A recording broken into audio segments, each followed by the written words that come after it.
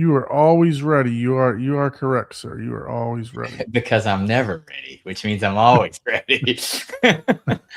Welcome everyone to the 119th edition of the Home Theater Hub. We're going to be short, probably one co-host, maybe even Abe. I haven't heard from Abe today, so I don't know if he's going to be joining us or not. Yeah, he might be putting in some stereo in some exotic country or Barbados or yeah, exactly. I'm still waiting on him to tell me when he's coming to Miami because I want to check out this Lindorf system that he's putting in down here. Yeah. So you'll know what upgrades you'll need. Exactly. if I need upgrades. Maybe I might not. Funniest thing you said all year so far. Dude, I am so it's not if you need, it's if you want. So I don't know if you've been following Michael or not for Youth Man, right? He's unfortunately I guess they're shutting down Obsessed Home Theater. Yeah, he's changing directions. Yeah. Yeah. So, but he's still going to be a dealer, right? So he posted that he's got 4 RS2s. Yeah. Which are the JT, the JTR 18-inch dual 18-inch woofers, the RS2s. And he posted that he's got 5 of them. Yeah.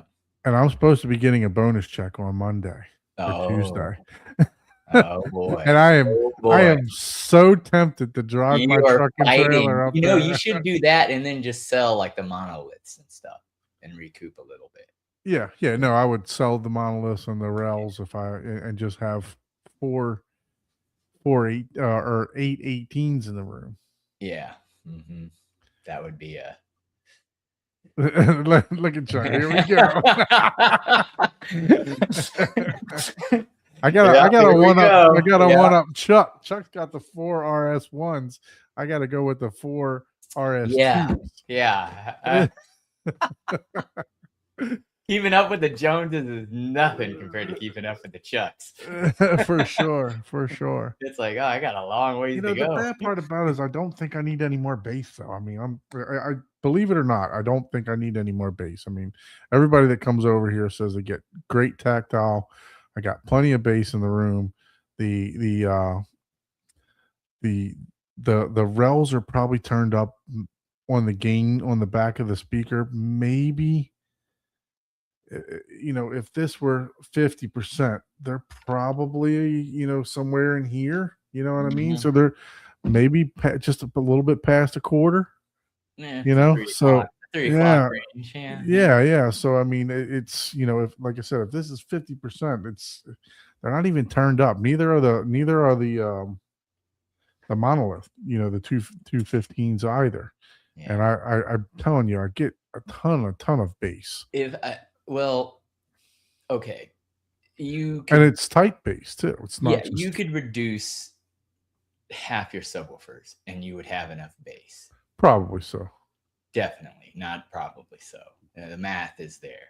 But if you want to go beyond, or you want to do what people are showing off that gets people going, Yeah, I don't.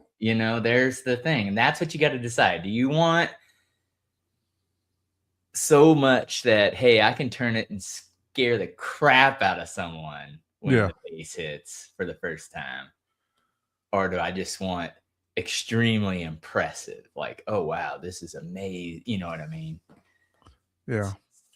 So we'll talk about scare the crap out of someone and bass in a little bit because I watched a movie. Oh. And it was fucking good. It was good. Was it scary? It was a scary movie, yeah. Okay, is it a newer one? No, it's not. It's not newer. It's older. It was okay. It was rated as one of the scariest movies, but it didn't get a great IMDb rating. But I think it was good. It's definitely worth the watch. There was one that Films at Home said that was like the scariest that he's watched in a good way in like a really long time. And I forget his channel name now. I'm sorry, because I'm horrible with names. Films at Home. Films at Home. I know him. With the guy with the beard, right? Yeah. Yeah. I forget his channel name, but That's his name. Films at Home. no, he changed it. Oh, he changed Now it. it's his name. Yeah. Ah, okay. Yeah. He's changed it a long time ago. Yeah. See, So that's forgot what it's called now. But let me try to look it up and see if it just Miguel. Gosh damn it! What's the guy's name now? He remembers everything. Yeah, he's good with names. Films at Home guy. What's his channel name now? Anyway, type in the chat. Jeff Razio. Yeah, Jeff Razio. Yeah. So that's his channel name now. Okay. Well, I'm glad he changed it because he's getting the recognition he needs. So 141 subs. Damn, he's doing well. Yeah. He's So, legit, man. I like his content too. I'm with you, for sure. Yeah. And I didn't know if it was that one because he had posted something about a super scary movie, which I don't watch scary movies, but he said this one scared the crap out of him in a way that is like not that he needs any more publicity. But yeah, right. Anyway, this is his channel. If you happen to, not that he'll notice every one of our subscribers joining at once. He would be like, for sure. What? It didn't even blip on my radar. Oh, look, he's got a Bravia review. Look at that. He's branching out now. Yeah, like he's legit. Like he does research. He actually, I forgot what movie it is, but he is credited for a write-up on a movie and in the movie cover sleeve here recently, like within the last year. So it's really cool. He's really into it, So maybe the movie was Cabin Fever that he was talking about because that's his last video was a month ago though, so that's odd. He does a lot of shorts though, and that's what's more popular. Oh, okay. Believe it or not, nowadays, yeah, like a lot. The most dynamic movie I've ever seen. Okay. Yeah, maybe that's what it is. Yeah, that's the one. So, and I have to check that out. Yeah. He was like, "Oh man, this is the scariest movie in a good way in the longest time." Like, anyways, I'm not into it. Sounds like you should watch that one, dude. I mean, the one that I'm going to talk about is pretty damn good. So, yeah, it's an older movie, but what year is it from? I'll tease it a little bit. It is from 2012. So it was in DTS Master Audio, but I upmixed it to 9.6, 9.1.6. Oh, okay. So, I see what you're saying. DTS to XD or whatever they're called. Yep. What's going on, Bill? You're welcome to join in, sir. You got the same link. It's the same exact link as last time. Speaking of Bill, I'll go ahead and share this now. Sorry, guys. My camera's like, when you see me squinch down like this, it's because my camera's right in front of the share screen button. So it's tough for me. I just thought maybe you were trying to squeeze one out. Hold on, I'm bleeding. Yeah, all right, I got it. So last Friday, Bill had a get together.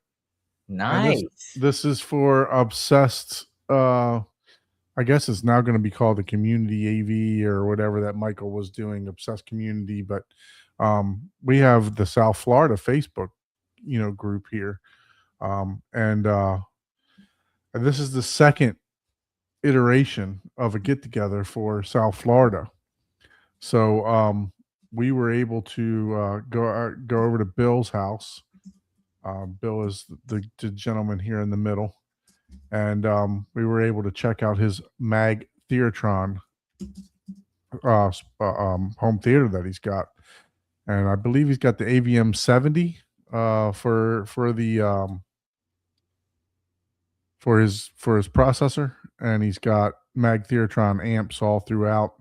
And he had the new Arvolution over there, so we were able to check that out. We were trying to play with it, and we were trying to figure out what was going on. When we were on the show the other day, we were trying to figure out why we couldn't see Dolby Vision and stuff like that. And apparently, he sent me a chat earlier this week saying he was able to get that fixed with the help of Raphael from Let's Get Physical and over in Gotcha. Europe. So he was able to get that fixed, but had a fantastic time with these guys over there for the second iteration. This gentleman right here, he's got an all clips set up, and they went to his house a Which couple no, weeks back. I'm The not guy in seeing a the mouse or anything. guy in the red. Sorry, Oh, okay. Yeah. the guy in the red. Cool. They went. Bill, and maybe one of the other guys went over to his house. So the guy in the red here, they went over to his house last week, and I mean the guy's pretty serious too. He brought his laptop and measurement microphone and everything over to Bill's house. He's like, I'm gonna take some measurements. Oh man. Yeah. So Yeah. he's definitely putting I in mean, if you're bringing it over to someone else's house, you're just measuring their preference.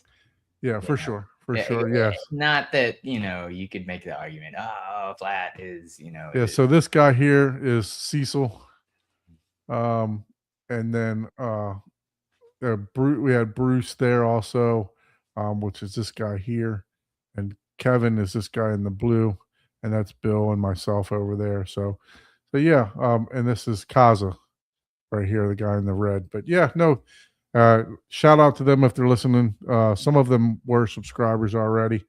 Gonna try to get some of these guys on the show to do some theater tours here in Florida, and who knows, maybe it can be a in person, show.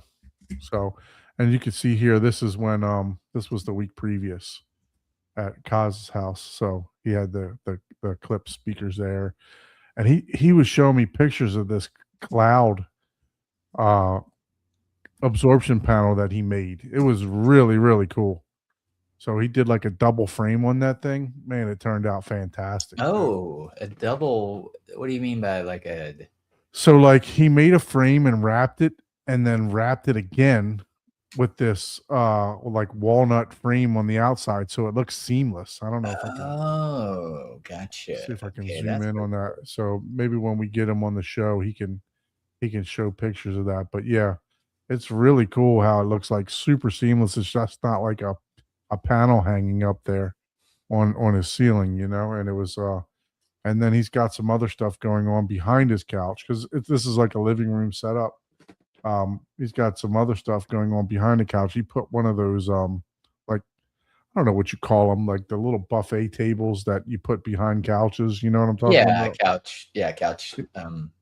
Yeah, so he put that behind his couch just because he wanted some depth back there, and then he stuffed it, the underside of that all full of rock soul, and then and then backed his couch back up to it to give some extra absorption in there for his subwoofers.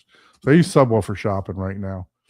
So, but yeah, man, it was definitely a great time, with the obsessed community, or I guess it's going to be called Community AV, or whatever it's going to transition to. But it was great to have some like-minded people, talking about home theater and stuff like that. So yeah, it's always fun hanging out. Oh, there's Bill. What's up, Bill? How are you, sir? Hi, boys. Can you hear me okay? Yeah, absolutely. Yeah. Yeah, we're going to do your place next, aren't we? Yeah, we will. We can do that. I want to do it before I, put any treatments and stuff in there, so I can let people hear how it sounds. Yeah. Currently, and then once it come back, I'll come back with the treatments and have it. We'll do it all over again to see how much improvement people think. Yeah, that would be really cool. It'd be nice to hear that transition. Yeah, for sure. You pretty much described the whole experience perfectly. Yeah, Saba, that guy is a very active guy in the forums. In case you haven't noticed, he's really on the home theater enthusiasts pages and all that stuff. He's that was really funny to throw me for a loop, bringing this stuff into. I want to calibrate some stuff. Wait a minute, I can't even find my HDMI input here. I wasn't ready for this. But But yeah, he did discover that my subwoofers are running about 10 dB too high. Shoot. Well, that's your normal house curve, right? I think so. I mean, a lot of that is the room. I think a lot of that is that soffit that's above the chairs. That that holds where the garage door was, and that we loaded that with insulation. But I think it's really got a nice impact around 150, 200 that really fills that in.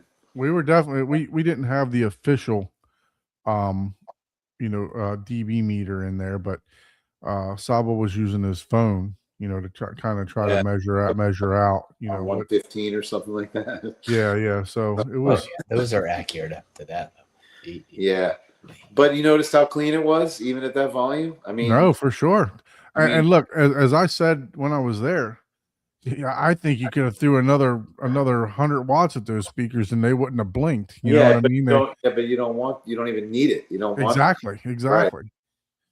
I know I was very happy with that. That's why. And then it was nice to hear your system and mine in such a short amount of time, so you still have the reference in your head. And like I said, there's two different experiences going on. Neither one is better or worse. I mean, yours is obviously bigger and more immersive, just because by default, because of the size of it and all the extra speakers. But man, it's just it's really cool. I think that's what's great about this community idea, is that everybody gets to validate what they have. You have the system and you hear somebody else's and you go, oh, now I know what mine really sounds like. Right. Exactly.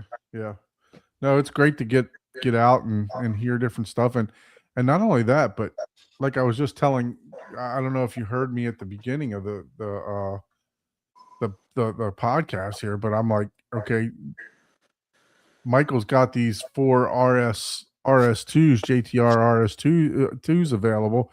Yeah. And I got money burning in my pocket because I'm getting a bonus from work. And I'm like, should I swap them out? But do I really need that upgrade? Do I really need more bass? It's not a matter of need, it's a matter of want. Well, no, I mean, no, that can't hurt you, obviously. Oh, you're gonna hear me talk you out of that. Too late. You can't swap. Oh, he sold 4 of the 5. Oh man. Well, that answers that question. Any minute now. So it looks like we got a solid offer on our house. Way quicker than we thought, like what we were asking and everything. And the best part is the buyer's looking for to close ASAP. Wow. So it couldn't be a better situation. And so pretty soon I have a road trip coming up to Texas. I'm going to go to Houston and go see Haterade, Cowboy, whatever, Jordan, and pick up that 21. The Mag Theatron? Yeah, and at least for a day or two. We'll see how long I have. I'm going to get back to Florida. I'm going to throw that in the back of the room where the Pro Tools workstation is right now, because that'll be all torn down, because that's going into storage first. And I'm going to pop that thing in that back wall, back behind the seats, and run the 3200 watt TDC 32 into that, because I still have that amp. And I'm just going to do that for a day or two and just get an idea, man, because I just think if I had a subwoofer or a pair of subwoofers in the back of the room, I'd probably be right up there with your room. For sure. Well, I mean, your room, I mean, SPL wise, those Mag Theatrons definitely are louder than what my speakers are. I don't know I forgot what the sensitivity on those, but my Martin Logans are only right around, I think 88, 89 on the sensitivity. These are definitely in the 90s. In the 90s, yeah, that's what I'm saying. The SPL on those. I wouldn't be surprised. 125. Youth man, I'm happy to hear that you sold those. Huh? Youth man said he sold 4 of the 5. Thanks for being in the chat, Youth man. Appreciate you, man. No, I'm very, very glad to hear that you sold those. So now I can keep my money in my You just pocket saved him a boatload of money. Oh, okay. All right. He doesn't want to just buy one. He should jump on with us. He wanted to buy get an update on I wanted to buy 4, and I was looking for a discount too. So just to let you know. I was really bummed that he sold those 3 chairs. They were the perfect ones. I want. Yeah, those Barcelona chairs. I want those more than anything. I want a chair that goes below your shoulder like that, so you can do surround music. that's an audiophile's dream. Dude, if you reach out to Valencia, I will. I guarantee you they'll send you one, and maybe you might have to pay for two. But Oh, that'd be great. And I'll do a review on them and stuff. Yeah, exactly, for sure. Let them know you gotta. So to touch upon the Arvolution thing real quick, not to take up too much of the show. I don't know if you guys got into your "What have you guys watched lately" segment. No, not yet, not yet. Because I want to participate in that too, because I got a good contribution. What was I gonna say? So after I talked to you guys, I really dug in. I ended up on the phone with Google. Amazing, because they actually had a real person get on the phone with me, this woman, and she was excellent, and she knew exactly what I was going through, and so told me about a couple of the Dolby Vision settings on the thing. And so when those were exhausted, and I told her, oh no, I did try that, thank you, and then the other things, then I said, okay, now I got to call Raphael. So I said, listen, before I do any review on this thing, I want to make sure it is playing Netflix with Dolby Vision, because that was the big brag from the Europeans that were using it.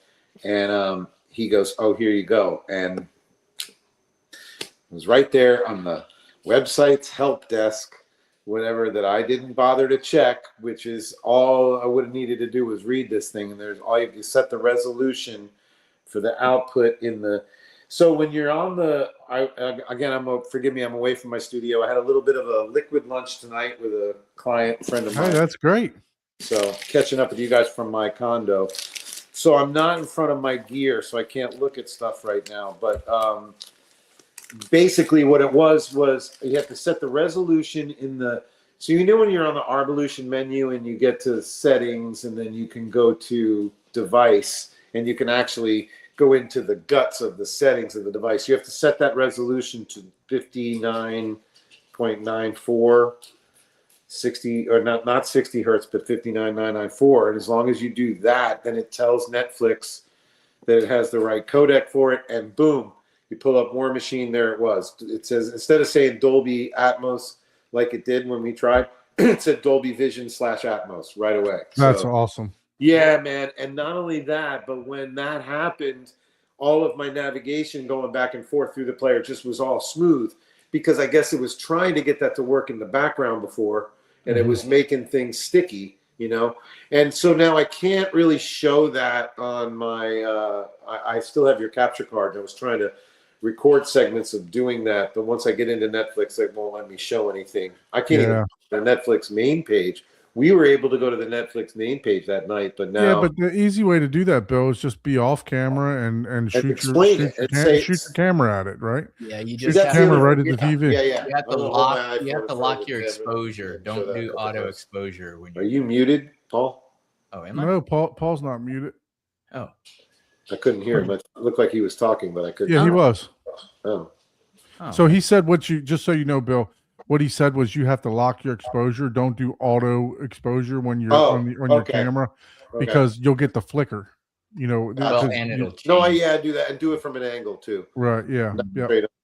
But I will do that. Plus, I'll just explain how great it is. But so what I did was, and that ties into my viewing thing, I ended up watching War Machine yesterday on Netflix to make sure the player did the whole thing. And my God, what a movie! Did you see it? Yeah, we can go right into that segment, because let's see here. Man, I'm telling you, and guys, I mean, again, when something like that works so smooth, it might be psychological at some point, but you want to make, like, I was watching it going, this is outstanding. My Sony TV went right to Dolby Vision Bright. I ended up changing it to Dolby Vision Dark, which was perfect. And then it was as good, is as good as a Blu-ray. And felt like I hit single digits a couple of times with the stomping on the ground on a stream. And I was like, that's pretty damn impressive. It was great. And a worthwhile movie watching. It's such a, it's such the movie was good. I would say I didn't blockbuster type movie. Yeah, I would say I didn't care for the ending too much of how. I lost you now. I can't hear you. Why is that? You can't hear me either? What's going on? Big Jack saying he's seen that problem whenever he joins from the iPhone. That's weird. I don't know why that would be. On the iPad, yeah, somehow. Yeah. When it changes to a different person, I lose audio. I think it looks like I can fix it just by hitting my volume button once. Oh, cool. How about now? Yeah, it was great. I loved it. Yeah. Anyway, so that's solved. And here's the coolest part. I wish I could show this to you, but it's better off because I will complete this long promised video that I've been meaning to do on this thing by this weekend for sure. Once you get in and you go to Aptoid TV, remember I was telling you about every time you went into the Android TV, it would say, Android is starting up and you had to wait 30 seconds, which was a drag. That's not happening anymore because if you skip the Android TV main page and go right to Netflix, I actually save that shortcut and it goes to the main menu of the Arvolution. So you turn it on and you've got the video, the little reel there, Setup, Explorer, Netflix, HBO Max, ESPN, all right there on the same screen. So it's one extra shortcut step that you can make. It's a customization basically that I did. So now you don't have to even go into the app section. You've got the shortcut for HBO Max right there next to our video. Which is great. And that's the whole idea of this thing working. So far Netflix, I'm going to test HBO Max. I told you I watched hockey on ESPN. Very impressive, very smooth, very analog looking. Not the greatest picture you've ever seen, but definitely good enough. And the trade-off is for the way it performs makes up for the glitz of a better picture. See, I have to disagree with you there. With there he goes again. Can you hear me? Can you hear me now? Oh fuck! No, I don't. This is weird. Let me see what's going on. So with this thing. Anyway, I'd have to disagree. I'm Audio going to send settings you I can change. Oh. I wonder if it's something to do with auto echo cancellation and something. Oh, so yeah, so he dropped out. But anyway, Bill's got like a 98-inch Sony TV or whatever that hangs on the wall, right? And he put on the ESPN app, and he played hockey, right? So obviously the big white rink just glows like crazy, right? It looked fantastic. But what impressed me the most when watching hockey was if you look at the glass. Yeah. So the players were skating on the ring, right? You can see them. Mm-hmm. But if you looked at the glass behind that, you can see perfectly their reflections on the glass, almost like ray tracing. Yeah. It was amazing. I couldn't believe how good it looked. It was. It's always occurred to me every time I watch a hockey game how much of a challenge it is for any display or projector, for that matter, to do it because of the amount of white that's on the screen constantly. I mean, it's a total task the whole time. And I worked for the Florida Panthers. I was their public address announcer for 16 years. I've watched thousands of hockey games in person and on TV in every form you could, 4K, regular. And that is the thing I noticed. The biggest thing about this was that once hockey got to 4K,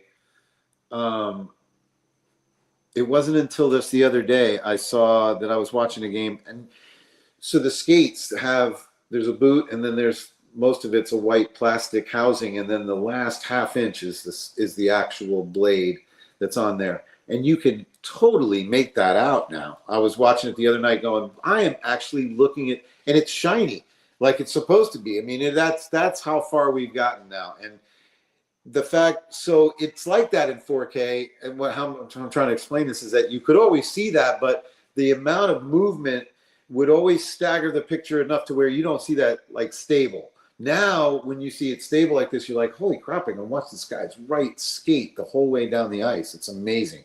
So I was better than being in person. You almost can't see that in person. I was super impressed with the details in the background, not just not just the players skating around and the fact that you got a giant piece of white ice shining off the screen, right?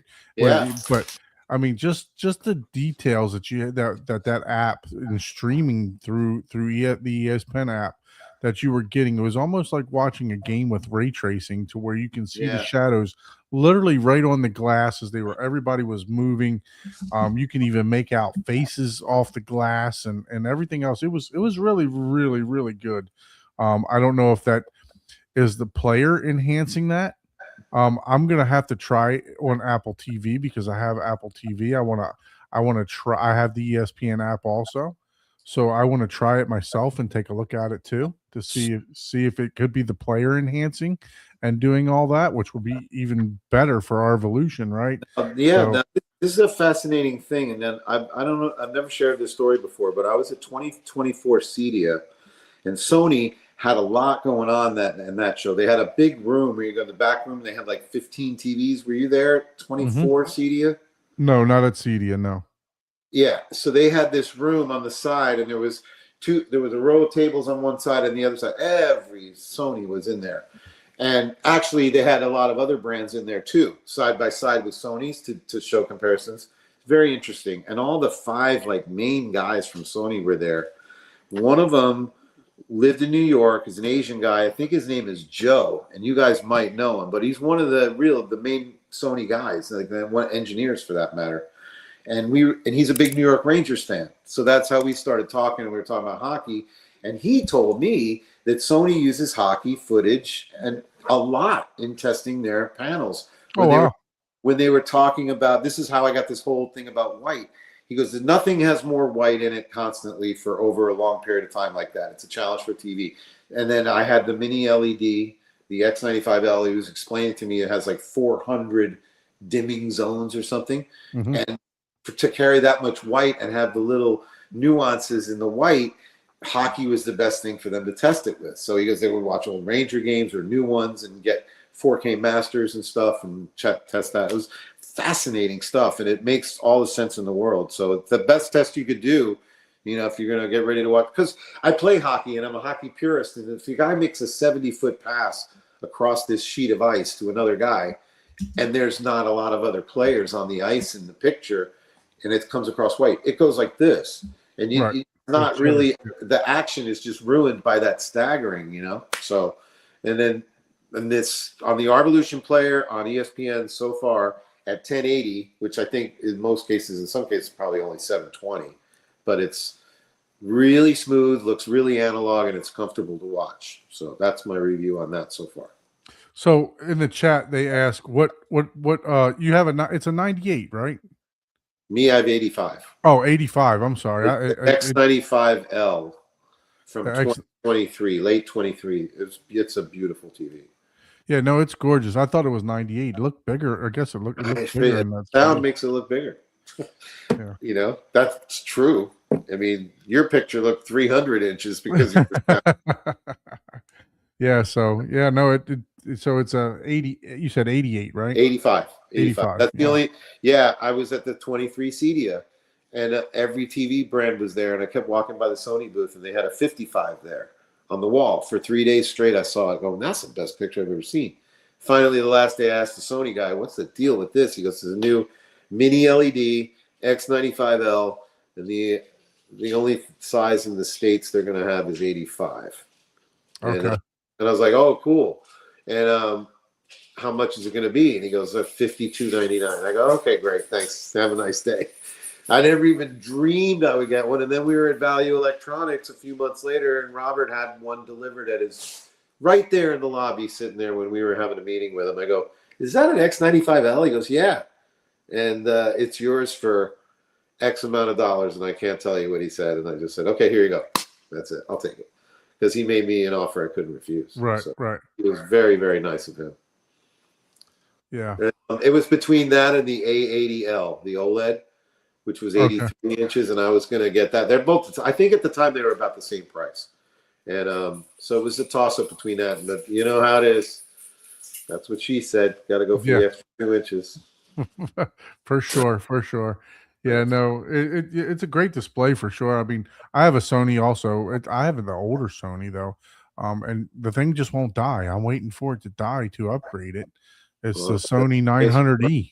Yeah, that's so the thing won't die. And my wife was like, I was gonna buy you a new TV for the living room, and I was like, well, Yeah, I mean, the last couple of CDS shows, I kind of came away with the conclusion that Sony's always had the best picture, and they still do. I don't know. I just think that's kind of obvious. There he is. What's Yeah, up? speaking of There he is. that. What's up? What's up? And by the way, we got to get to Cecil's house too. So we got to. Yeah, we got to get to Cecil. I think he's a little afraid because he's got it like set up next to the stairs, and it's sort of like a living room, untreated room. But don't be scared, Cecil. We'll go. We'll enjoy it. I'm sure. We're just gonna enjoy whatever you have, man. That's what this is all about, for sure. So.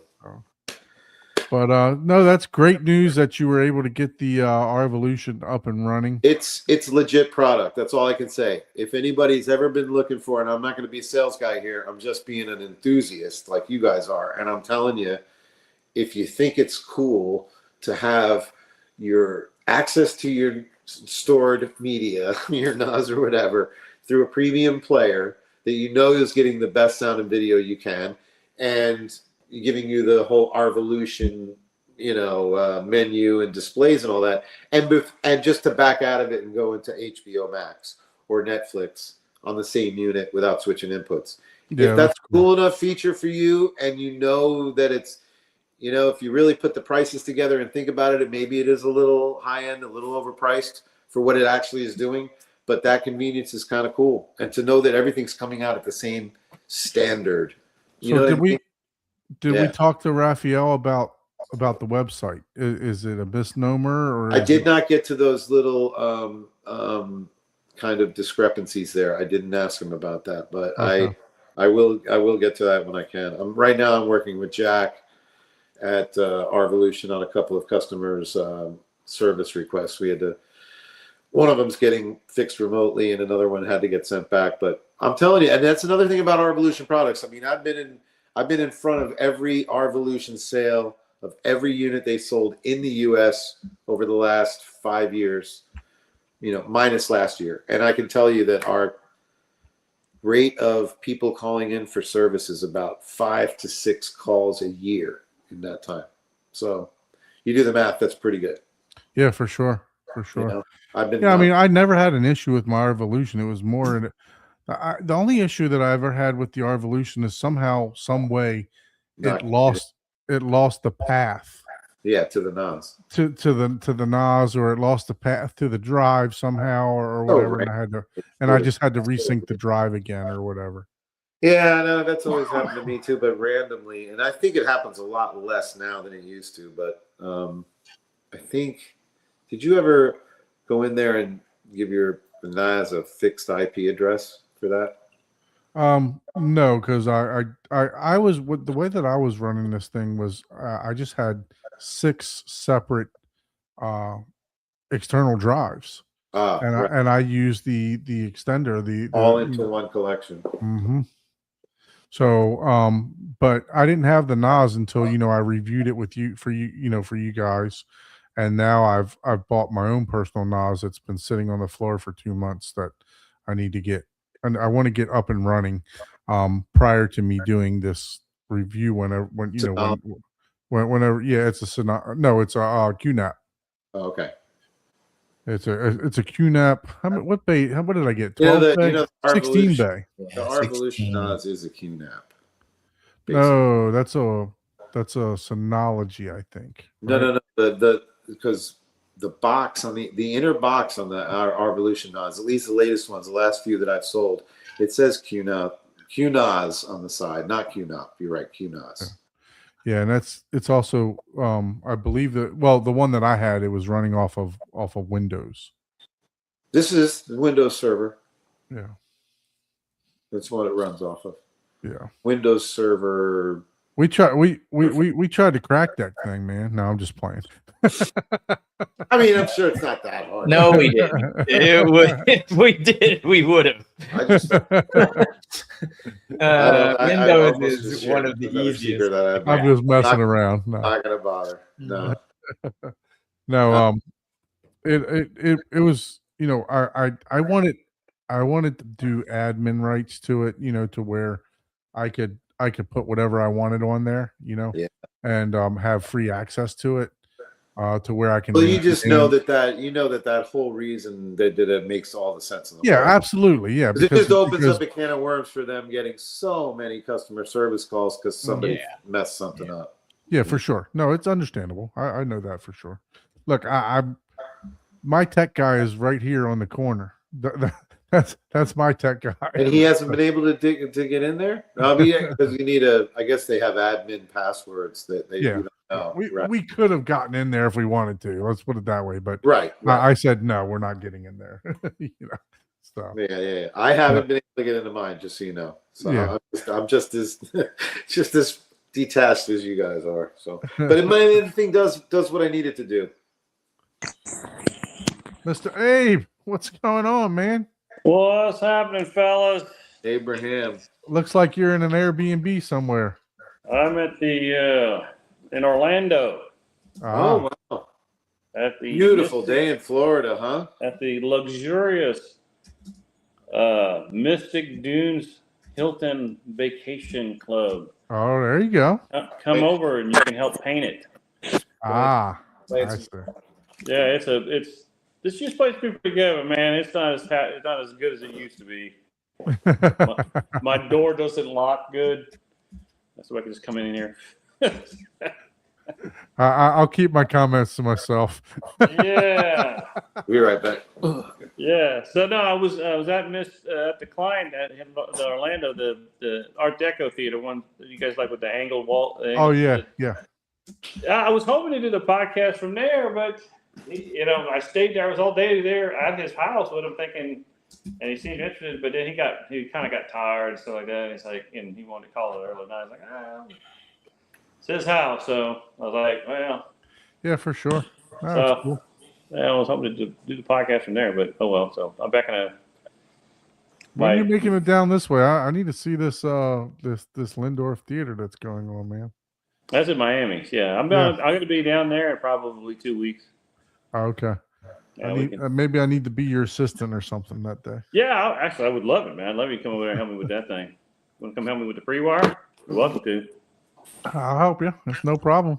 You help me hang fabric when it comes time. I'll help you with that. I'll be hitting up my friends for some pre-wire help very soon. Fair trade. Yeah. Right. Yeah. No, absolutely. How you guys doing? Paul and it's a little tiny. I can't see who that is. Bill. Okay. I'm on an iPhone and like y'all are like ants. Yeah, I'm on my iPad, and that's Sharky in the picture now. That's Sharky. What's happening? Bill's returning from last week. He let us know that he was able to.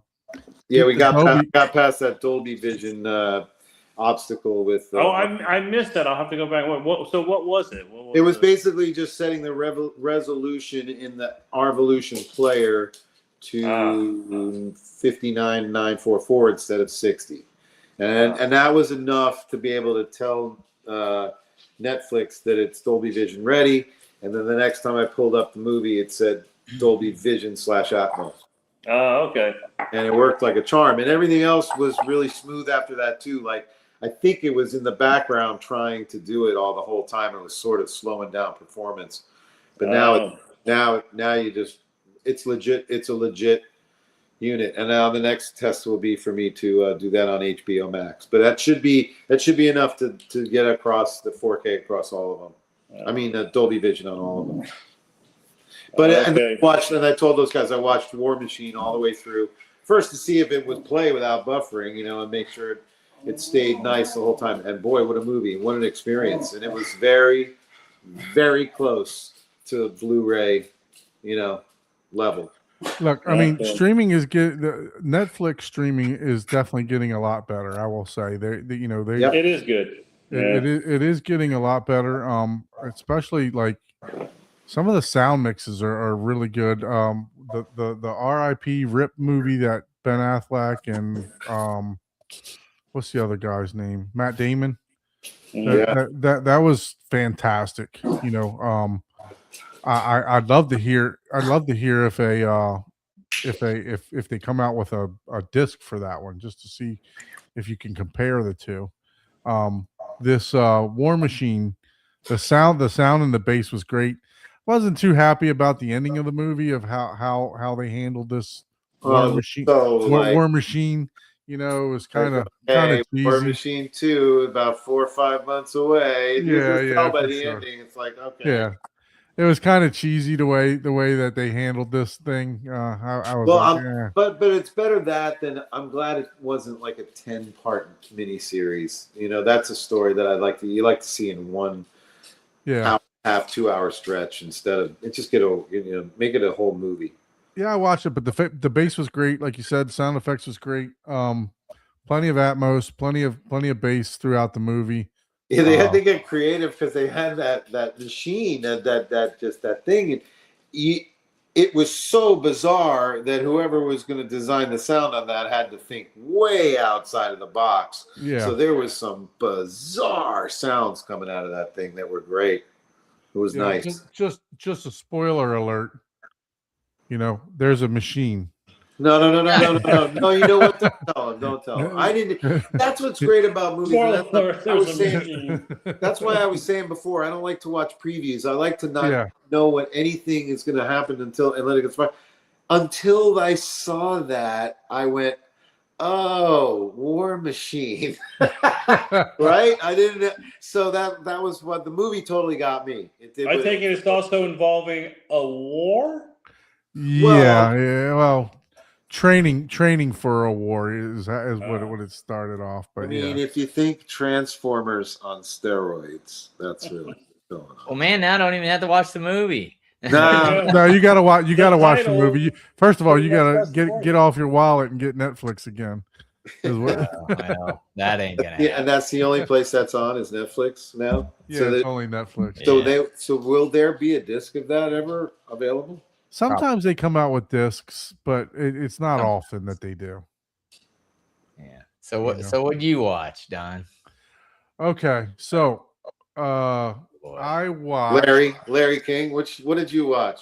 You know, I actually had I had this turned off, and I thought it looked good. Let me turn it off. No, I like it.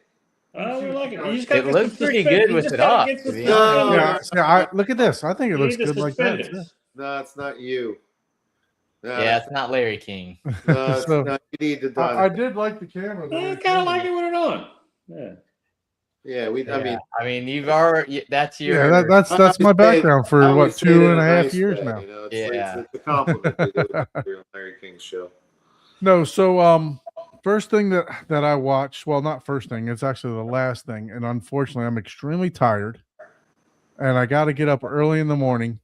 And the reason I'm super tired is because me and the wife has been in the bedroom, so I can't tell you if there's. I can't tell you if there's surround sound or not because this was watched on my what sound bar do I have? The Bose. I have the Bose sound bar. But the Vizio? What did you say? The Bose sound bar. So I took in 2 days. I lost sound. I took in the entire first season of Hijack. Oh. Can you guys hear me? Yeah. Okay. Hijack. So this was on Apple TV Plus.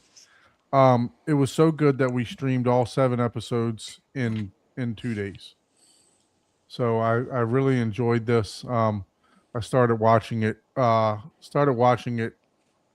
I said, 2 days ago. So, but yeah, no, it's a good series if you haven't seen it. I don't know how they're gonna make they came out with a second season, so I don't know how they're gonna make a Hijack 2. So Jessica says she liked Hijack. Did you watch this one? I don't remember that one. I haven't seen that one. Oh, okay. It's not one that I watched this week. I see. It's not on the list for this week that you got written down. No. So you can't remember it. Yeah. Even if I watched it, I didn't remember it. So, So yeah, I watched that. It's a good series. First series I haven't watched in a while. So she said, "Nah, Paul doesn't watch series. just anime, right?" Oh, it's a series. Oh, Yeah, it's a okay. series. Yeah, I don't watch series. Yeah. Okay. Yeah, so that's on. That was a 7 episode series, and there is a second season that just came out. So but yeah, I watched that, and then obviously I watched War Machine. That was good. It's worth the watch. If you got Netflix, it's worth the watch. I will. There is some good sound effects in there. There's a lot of gunfire and other stuff like that. So it's definitely. I wouldn't say it's reference, but it's definitely demo worthy. But there are some scenes that you can demo in there for sure. And then the movie that took me by surprise. My horror flick. So I watched Sinister. And this movie there was some very good jump scares in it, but it was also kind of freaky too, man. I mean, it was definitely out there, and when this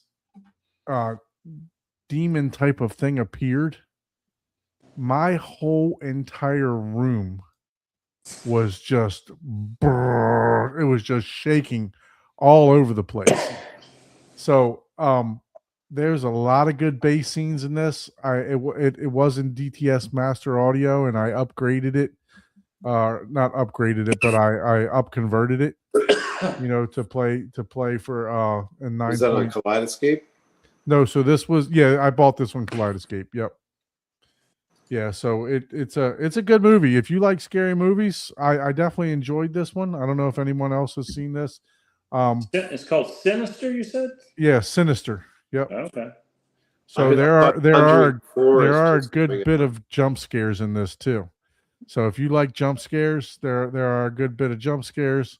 Some pneumonic or demonic type of stuff going on. So let me ask you, Don, when you watch that in your theater, did you watch that alone or did you watch it with your wife? I watched it with my wife, but Everybody I watch scary movies by myself. I don't care. Oh, see, I can't. There has to be somebody in the room. Yeah, no. I don't watch scary movies. Like I just don't even watch them. I watch Stranger. The Strangers. I watched that by myself a couple weeks back. Yeah, I don't care. Doesn't bother me. I mean, I like the jump scares. I laugh at them. I think it's funny when they scare the shit out of me, man. So, but no, this thing, it's got good bass. It's got decent sound effects. Obviously, it's a scary movie, so sound effects coming from around or all around everywhere. Definitely recommend it. There is a Sinister 2 out that IMDb just absolutely destroyed in the ratings. So I bought it just because I got to see it. I mean, it just looks like it has the potential to be cheesy, but you said it was fun enough. Yeah, no, it was good. It was good. But this one, if I go here to Sinister 2, IMDb, I guess 5.3 out of 10 is not much better than much worse than the first one, but yeah, it was kind of crazy. I mean, just to give a backstory, you get it watching it in the first part of this movie, but and I mean, shit, this is from 2015. So if you haven't seen it, I'm not giving too many spoilers away, but basically, there's a writer that moves into a house with his family to do investigation on a 4-person hanging in the backyard of the house that he bought. So, and Ethan Hawke is good, man. I like him. He's a good actor. Yeah. So it's but yeah, I'm glad to see that he's actually in the second one too. So I didn't think that he would be in the second one, but yeah, it's a good scary movie. So, and it definitely at the end it definitely showed you that there was going to be a Sinister 2. Back then in 2015, and then a Sinister 1, Sinister 2 when Sinister 1 ended. So, and then they came out with this one in 2015. So I got to check that one out and see if the sound's just as good. So how about you, Paul? What did you check out this week? Oh man, I got a few of them. Oh, you Oh, got it wow. all lined up like I do. Movie Huh? time. I got to write them down, or I don't remember. I'm like, gosh, I watched several movies this week. I watched Automata. Automata. Yeah. Why did you stop sharing, dude? You know you got it. You're the one that has to look it up. I know. I got to look it up first. I've never heard of that one. Automata, M-A-T-A, I believe. On the Automata. Automata. Okay, I got that's from Got 2014. on- Check out that one. Antonio Banderas in it. And it got a Automata. really low rating. Wait, So how that- old is that movie? 2014. Yeah, I think I So- saw that. That was So that one has a really low when it was rating. new. So that was one that we bought Oh yeah. thinking I it was remember going to that be, our next tiptoe. Oh goodness. Oh, you were looking for the low rating. I was, because if you look at the Rotten Tomatoes score, it's pretty low. It's a 3, I think. Oh wow. So and I'm kind of with IMDb on this one. I'm like, it's just a 6. There's nothing amazing or bad about it. It's got some interesting. That's so weird how loose sound on parts. this.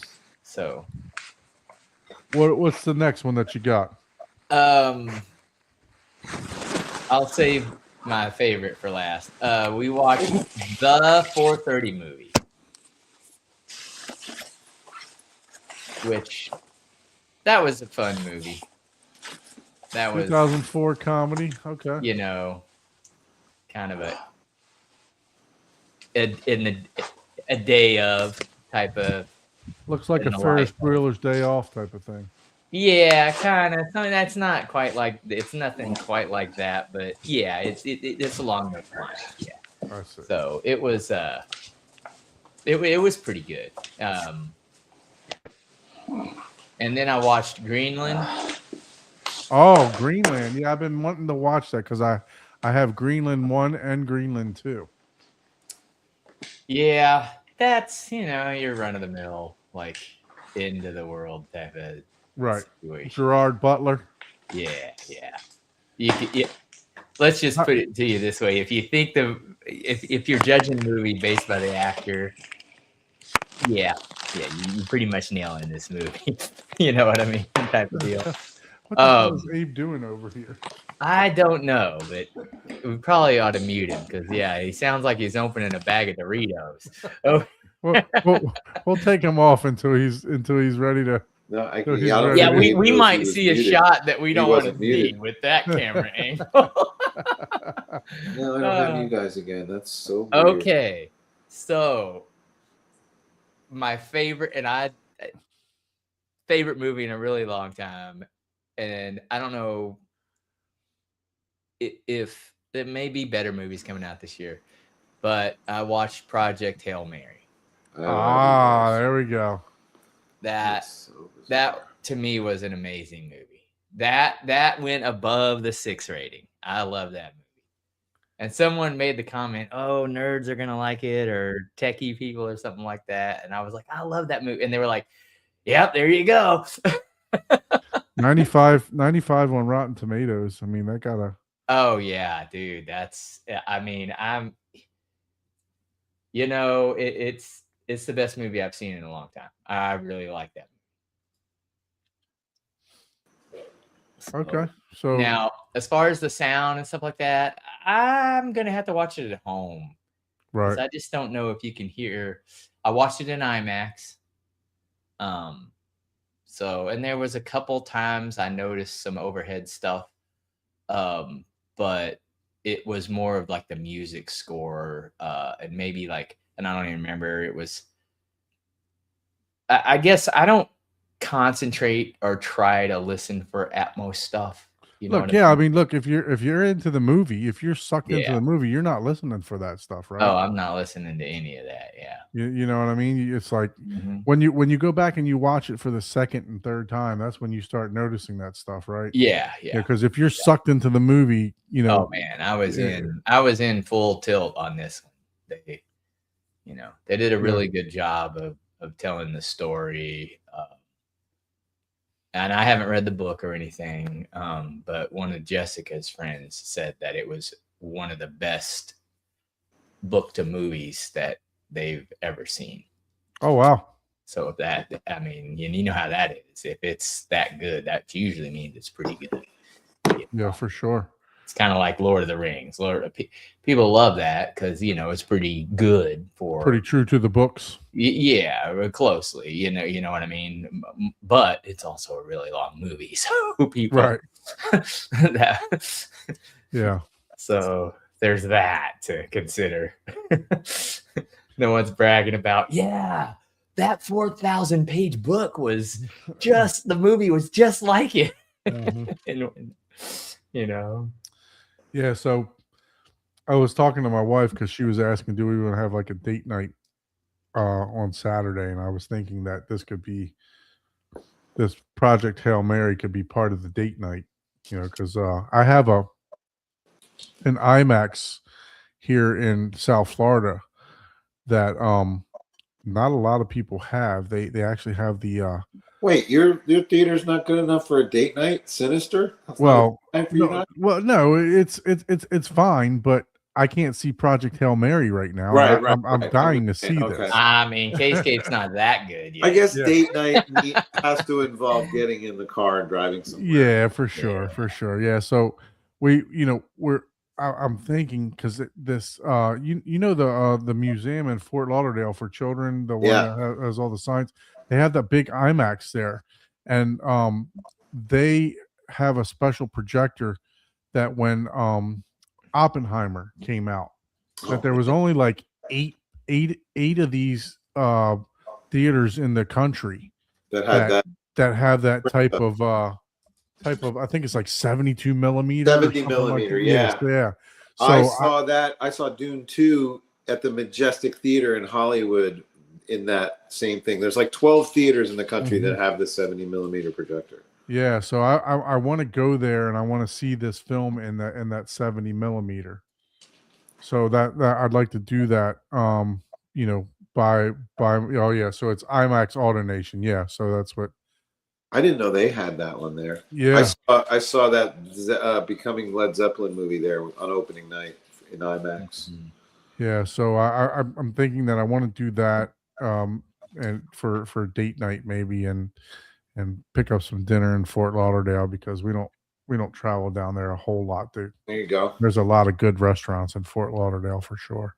Mm-hmm. So, but yeah, it's Look at that. I get the seal of approval from I was Jessica. gonna ask because I was like, I don't know if Jessica liked it as much as I liked it. But So we get the seal of approval. So yeah, so I thinking about reaching out to the babysitter to see if we can get over there to see that. I got to try to buy the tickets because that theater sells out a lot. oh yeah, the ones that we had, all the good seats were, I mean, they were just gone. It was going to be, I sat further back than I usually like. And otherwise it would have been like 4 days or this. And you can't do that in an IMAX. You can't even see then. Yeah. Abe, you good to go now, sir? Yeah, then I switched to my laptop. Audio kept on dropping out. Oh, okay. Yeah, Bill's having the same issue too. He was with his phone. You might have to, if you have USB headphones or whatever, because what I'm guessing is that's probably like the auto echo cancellation and stuff like that. So it's cutting people out. Yeah. No, I'm just using the speakers. No, I'm saying whenever you were on an iPhone, because you're using speakerphone, it's so close. It's the application is auto canceling out. Yeah. It's in. canceling out the it's just turning echo. It's like, oh, that's going to be an echo. Let's just turn it off. Yeah, so I just went and grabbed my laptop and I said, okay, let me just set this up. I don't know how good the Wi-Fi is in this hotel. I don't know if there's a way to go into settings and turn off the auto echo, but then you're probably going to echo. Right, So I for keep sure. losing you guys in sound, and that's why I keep dumping out and coming back in. Then the sound comes back. I wonder Yeah, if I use. I Do you have headphones? Yeah, I was gonna say if I use Yeah, I bet you if you use iPad. headphones, yeah, it won't. If Yeah, I don't have them. I don't have them with the USB-C. That Do you my have Bluetooth? You could use Bluetooth. I'm sure it's worth a shot. No, Yeah. I don't have those Bluetooth here headphones. either. I don't have anything No, here. well then, So, yeah. Bill, other than War Machine, any other movies that you were able to partake? Did you take any? No, I Any? haven't. Well, you said you're not at your home, so I was. I gonna ask haven't you- had that kind of time. It was weird. War Machine started. I saw the first 15 minutes of it just to see if the Dolby Vision was working, and then I was like, "Oh man, I think You were hooked. I was got to watch. Oh, I love those movies. I paused it, and then about 3 hours later, when I knew the contractor where the realtor was gone, and I had the house to myself, I dug in, man, and in the middle of the day too. But at least I could get to total darkness in that room. Even So, are in the you middle of the selling day. the theater and everything with that? No, so the theater, all of the gear is going to go in like 5 or 6 truckloads back to my condo. Oh, okay. That's basically going to take up all the room in my dining room until I figure out where I'm going to build my next theater, which is I can hold on to those. I know. Those 15s for you. I can put them right in the for center. 15s, yeah. I can stack them right in the center, the side centers. I mean, you know what? I should You'll find a place for it, huh? Well, I should bring them to your house with one of those TQ 3000 amplifiers because I know you'll end up buying them. So I could sell an extra pair because I think you'll like I would love to cut that wall open because I have plenty of room to put them right inside of that wall and dump them right there. You mean I left room literally sides facing each at other? the 90%. Yeah, I left room on that in the framing. Just They're supposed to go behind your screen and then against the back. Ideal what they're doing is they're taking 4 or 6 Hammer 15s and putting them in waveforming and Trinov. That they say that really works really well. Oh, really? Yeah, they're using those in their demos now. They're using Mag Theatrons. Oh, wow, that's good to know. Yeah, they have been. I know the last couple they did. So I don't know. Maybe you know what they are using those is an Avalon system. You've seen that Avalon system the Mag Theatron has. It's like this whole wall system that it's like integrated. It's the next level up from Yeah, I remember that. I have a video of that from Cedia. Yeah, outrageous. Yeah, so but when you have the front and the back and you do the waveforming, that's supposed to be like the cool hip thing to do now. Yeah, that's the I was trying to latest and see if I greatest. have pictures of. Let's see. Of the Avalon. No, of my theater build, so that I could show you that I got room for them in this.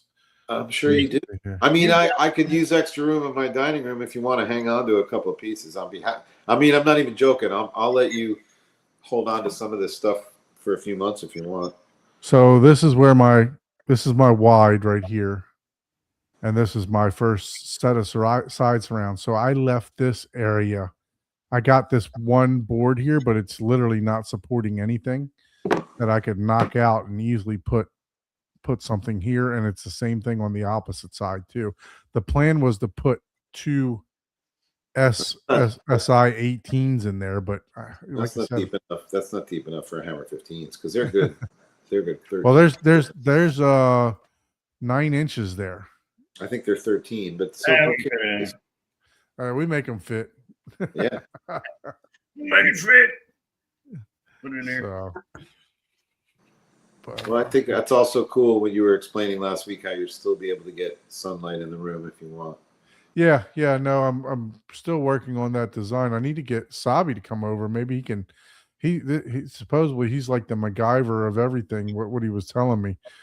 He's making all these tools and stuff for his car wrapping business that he's got, and he's making all kind of inventions and posting them and everything else. So maybe I can get his input on how to block in these picture windows, and that way I can figure out if I'm doing it right or not. So I think basically at this point my plan is to go sell my condo and take the money I'm making on the sale of my mom's house and just buying a fixer-upper, and then having part of that fixer-upper project be, okay, let's take this room and Yeah. build it the way it's supposed to be built. You might as well buy a fixer upper if the first thing you're gonna do is tear it down to Right. And as long theater as here and there. the more I can get the contractor to do, the less everything will cost, because Yeah. he's on the premises. Yeah. So yeah, these are the that. windows. That's really big. These are these windows are like 9 Wait a inches, 10 inches deep. What are we looking about? Is this a rendering or did you put That, wall? no, that's No, my actual That's theater. an actual photo. Yeah. What? That rendering. Oh, congratulations. That's big. You were in my theater, Bill. Yeah, but this didn't have, those walls weren't up when I was in. Yes, they were. What? Wait a minute. What I was have- what I were have. the 2x4s that were lining up on the thing that I saw? It's on- The other side?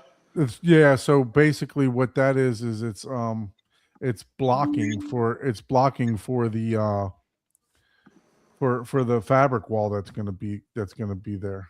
But I don't. How come it's not in that picture? It's probably in a Old picture, right? yeah. So here you go, right here. Look at this one. Oh yeah. Okay. Yeah. See, that's there. The blocking's on that.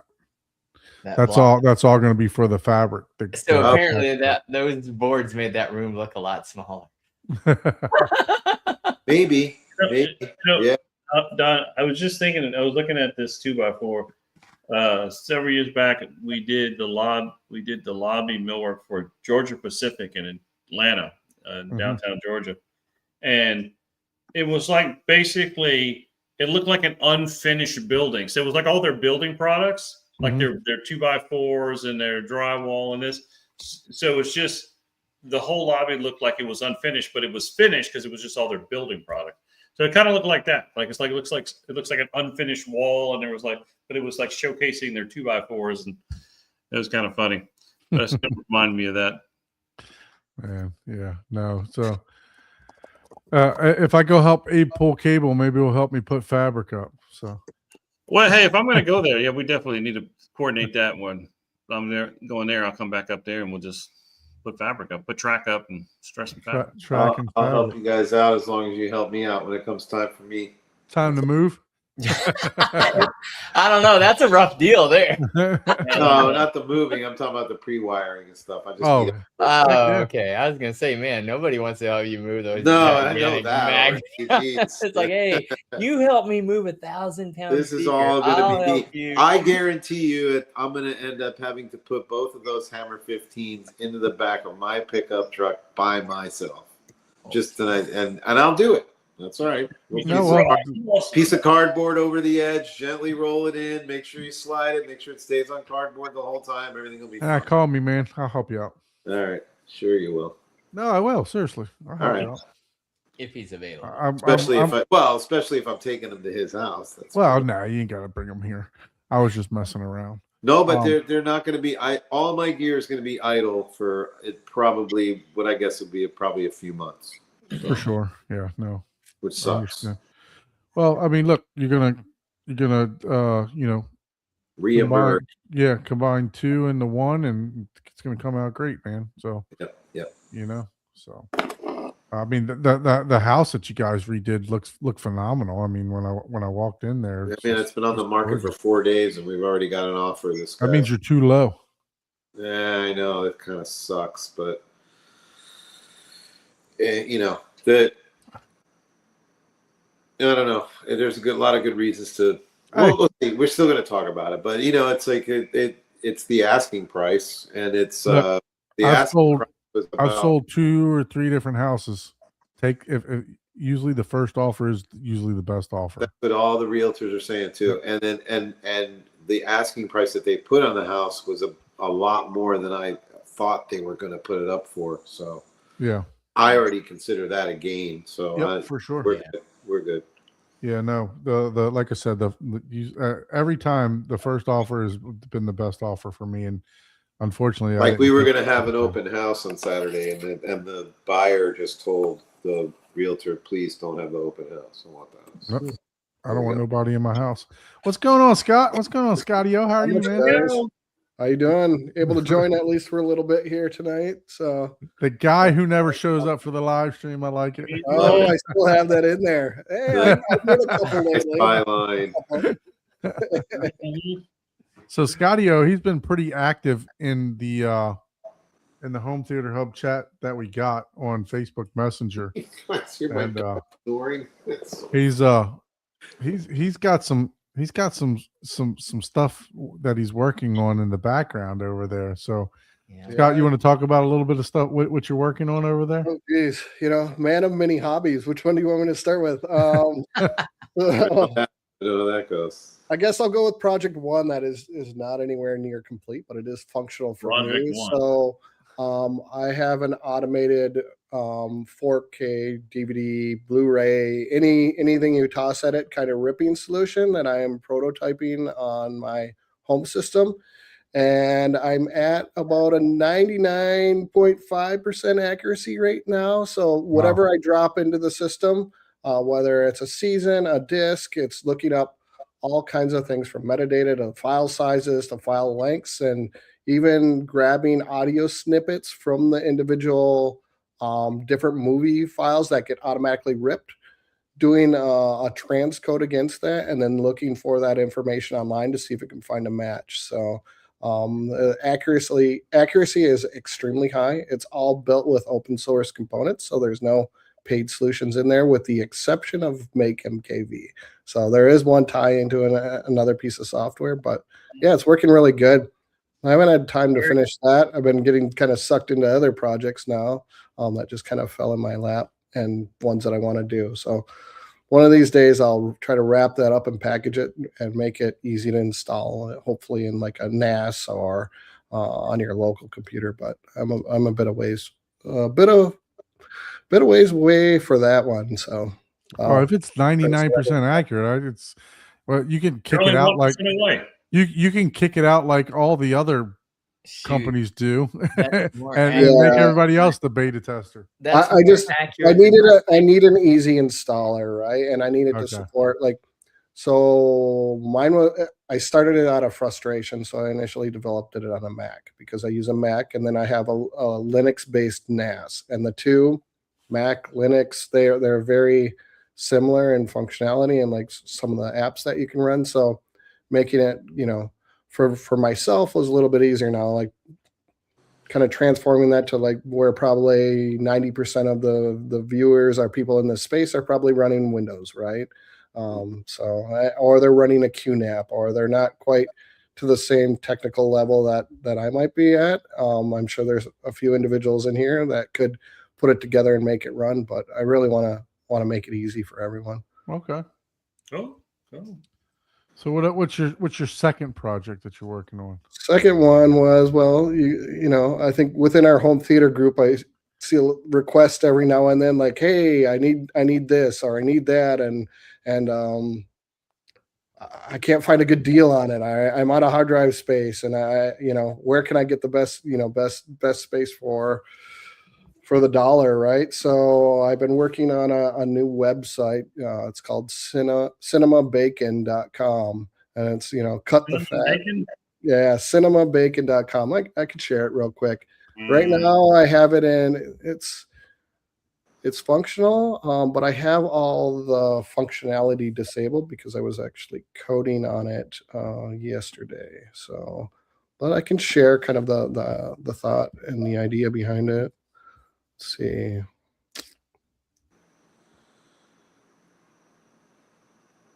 I've got so many tabs open. I know that feeling. I'll get on a meeting and people are like, you got enough tabs open, Don? I think it's this one. Can't give you a tab unless you pay for something. What movie is that from? All right. Oh, goodness. I can't remember. Come on. Can't give you a tab unless you pay for something. So the idea behind this is I want to capture not just computer-based hardware like hard drives or anything that's really focused on home theater, finding home theater deals, and new home theater items. I might dip a little bit. You can see I have some recertified stuff, and that's just because Oh, hard let me drive. share it. Hold on. Let me add the stage. Oh, it doesn't show up right away. There we go. And I'm all running ahead of schedule here. Sorry, that was my fault. That was the operator error Hey, So it might be a little hard to see, but so the idea behind it is that I can add any backend that I want to scrape and find prices, right? So right now I have a total of 30 different retailers that are behind this. I'm only testing out with the major retailers. As you can see, there's Amazon, and if you dig in here, you'll probably see like a Best Buy one somewhere. But I'm interacting with their websites. I'm looking for more than just like the retail price. It'll look and to see if you have like a click here to see the price in your cart kind of situation. And then it'll rank it by how good the deal is. And so it'll actually do storing historic data.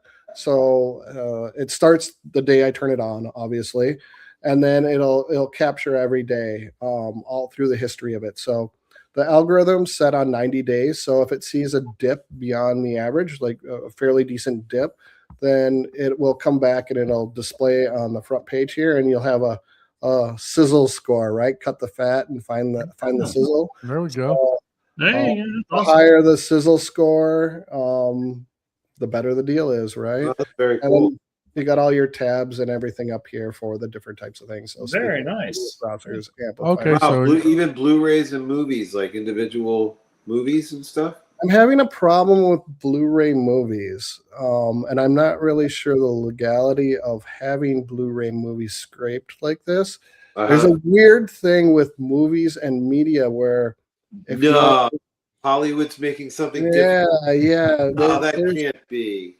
there's even like getting access to like listings and things like that. It's like restricted on some of the movies. So Crazy, man. probably Industry- players, media, and drives for the moment. And then once I figure out like, can I do it for movies, right? Because a lot of us are like, oh, there's a 4K UHD sale going on Amazon. You know, buy one get one free, or buy two. Yeah. Do that a lot of times, but I'm a little leery of like getting in some hot water by doing that. So Wow, man, that's crazy. let's click and on then- TVs and projectors. What do we got for that? Let's see what this they're it's all trial stuff. So I think I Okay. have one UST projector in there, and it's not pulling the data at the moment because I have everything paused, so it's not listed. If it goes over so many days, so that's kind of a cool thing too. Like if it goes over so many days and the product's not updated or not available, it'll automatically kind of put it in the background and archive it, so it's not going to get flooded with a bunch of old crap that no one cares about. Serious stuff, man. Nice work. And then if you search for a brand, like say I want like I have some examples, so I'll just do like the X3800. I don't know if I have this. Yeah, that one is existing. So let me try like Sony. Sony, no baloney. So yeah, I still have it shut off. But anyway, so when I have this part turned on and when I'm not in test mode, so you can type in the product that you want, and if it's not being scanned for a deal, it'll show you a picture of it. It'll show you the link to it, and you can click request to add. And then I get a notification like, hey, someone wants to add a new product to be monitored. And I That's can either approve it or deny it. And the cool thing is when you add a product, it doesn't just add it for like, say it finds it on Amazon.com. It'll find it on, say it's Amazon.com, but it'll also scour through all 30 retailers and start tracking prices on all the retailers and not just the one. Wow. And then you can manually add one here if it's not in there. That's pretty the awesome. idea for that one. Pretty cool, man. Pretty cool. So in the works, And project number 3. project number 3. So hey, good to see some home photos there. Actually, yeah, I'll turn that back on. Yeah, you gotta turn that back on. Yeah. Hang on. Photos. Here we go. We'll just share that screen. I'm right where I needed to be. So yes. So as you guys know, that they called the end of making Blu-ray UHD drives for PCs, right? And kind of sad news. And hopefully someone will pick it back up. But what does that mean? It's whatever is built and available is all that we have left. So once they're gone, there will be no new stock to buy to back up your movies. So I started dipping in and finding stock because prices. Well, actually, Don sent me on this mission. He's like, I need to get a UHD drive to back up some of my media, and I'm like, well, what's the problem? And he's like, well, have you seen the prices? And I was like, it's not something, if you already own one, you don't even look for it, right? And so they started going crazy with prices, and I was kind of following along. And honestly, for like a few months now, I was just kind of like, yeah, it is what it is, and I didn't really think about it. And then they just keep climbing, and manufacturer after manufacturer just calling it quits. So I ended up picking up some and just some extra ones. Yeah. Do we know? I started off with just a couple, and then I was like, you know what? I was like, that's cool. Well, maybe I can find some that are cheaper. Like, I'm going to start dipping into like some of the overseas brands. I'm going to start looking in China. I'm going to start looking in Japan. What do they have in Australia? So I actually ended up picking like 5 drives up from Australia, but I started trying to find like alternative manufacturers. So like we know there's like LG, there's Asus, we know all the popular ones in the US, but what exists kind of outside of that. And I was actually able, you can see I have a couple of non-name brand stuff in that pile, but I've just as of today, I found a good seller of brand new drives. They're LG based drives, but the prices are really good. So okay, awesome. So these drives are make MKV friendly, right? They come not make MKV friendly, right? And I'm getting a good price on it. So what I'm really, I started buying, I'm like, I'm gonna just grab a few extra, and just our home theater group here and a couple of other individuals that I know. I'll have some backups if we ever need it. And I'll just have a little like hidden stash over here. And I may be buying a few of those from you because I have NAS customers that need them. Nice. Let me know. I have some really good lines now that I can get. I actually have first right of refusal on about 350. Oh, nice. So they won't sell until if someone comes up and tries to buy the lot, they won't sell without notifying me first. Oh wow, nice. And the whole reason I'm like, I'm not trying to get rich off of these. Like, I want to like grab them and like make sure that we all have enough stock to back up our stuff, right? So for sure. I keep seeing the prices climb, and then I'm like, what a bunch of scalpers. I'm like, really, how much do you guys really need to make off of this stuff? And well, how much do you need to make off of it? Gets into a sad state, you know what I mean? Like, we all do this for fun. Like, we don't need to be screwed over as well. But are there still like a couple $100 or what? So it depends on the ones that I get and then where I source them through. So some of them I could make a small profit. I'm flashing them, I'm taking them out, I'm flashing them, and then I'm running a full like disc test through each one as I get them before I ship them out. So some of them I could get rid of as low as $100, right? All right. Some of the brand names still command kind of a higher price, and that's why you see some of them pushed up near the $200. Well, that's where it should be. That's right where it should be. Yeah. So even though we all know they cost like $16 to build, probably. But, probably right. Yeah. But and just so you know, when Zapedi or Arvolution, I guess in Europe, when they sell, well, they don't have to now in Europe because they have the built-in drive. But when they sell an external drive, they retail it for like $349 or $399 because it's taken care of and it matches perfectly and it's a seamless integration into the NAS. So I kind of took it to like the whole next level, and that kicked off not long ago. What was that? Was that Saturday or Sunday that I contacted you, Don? Yeah. You reached out to me, say, hey, I got some. So So the local micro center had the LGs sitting there. They had a stack of 10 for like $94 or something like that a piece, right? And I'm in California, so well, tack our crazy tax onto it, and then you can kind of figure out what I paid for them, right? But I'm like, I'm gonna go snag them because they're getting really hard to get. So I did the order online. I submitted it. I had them hold it at the front desk, and I'm like, I'm gonna walk back to the aisle and see maybe they have some. Don was looking for an external one still, so I'm like, maybe they have an external or a full size one sitting back there somewhere. And I'm like going through the aisle, and there's another guy looking at one, and he's checking it out. I'm like, hey, you seen anything? I'm like, are you looking for a Blu-ray? He's like, yeah. He's like, they don't really have any, and he's like, oh, so none of them. No. I'm like, well, I have some. And he just kind of at first was just like, oh, whatever, And then I'm like, no, do you need one? And I thought at first he was like looking at me like I'm a little sketchy, I'm like, no, I have 10 of them at the front desk. And he goes, oh, you son of a, he goes, I looked this morning and they had 10 in stock. I came out here and you bought them all. And we were just kind of like talking and joking back and forth. And like, do you want one? He's like, yeah. He's like, what do you want from it? I'm like, well, what do you want to give me? And he was like $150. I'm like, and I was going to give it to him at cost if he has that for cost, right? I was just like, I didn't really care.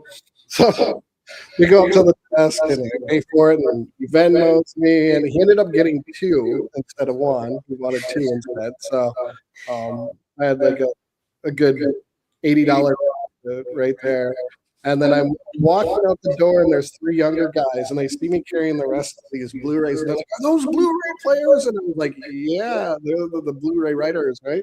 They're like, dude, we're just going to get some. And the other guy is like, he bought them all. And then they were like, hey, can we buy some off of you? And I ended up selling 5 more. So I ended up coming home with 3. Well, in your ventures, did you stumble upon any reason why Asus and LG stopped putting them, other than just lack of demand? Give me 1 second. I got to get there. I got some. I believe the manufacturer actually is still HL, whatever it is. It's Hitachi LG. They are still making them. Yeah, it's like Hitachi LG. I forgot digital systems, like right. So whatever it is, whatever that probably Hitachi name comes down to it. Yeah, they're I believe the ones that are the only ones still manufacturing and it's all just basically because of a lack of demand. It's not sort of a mandate from look, none of the new computers come with one anymore. Nobody's buying them for a computer. No one just you download everything off the site. You don't there's no need for an optical drive anymore.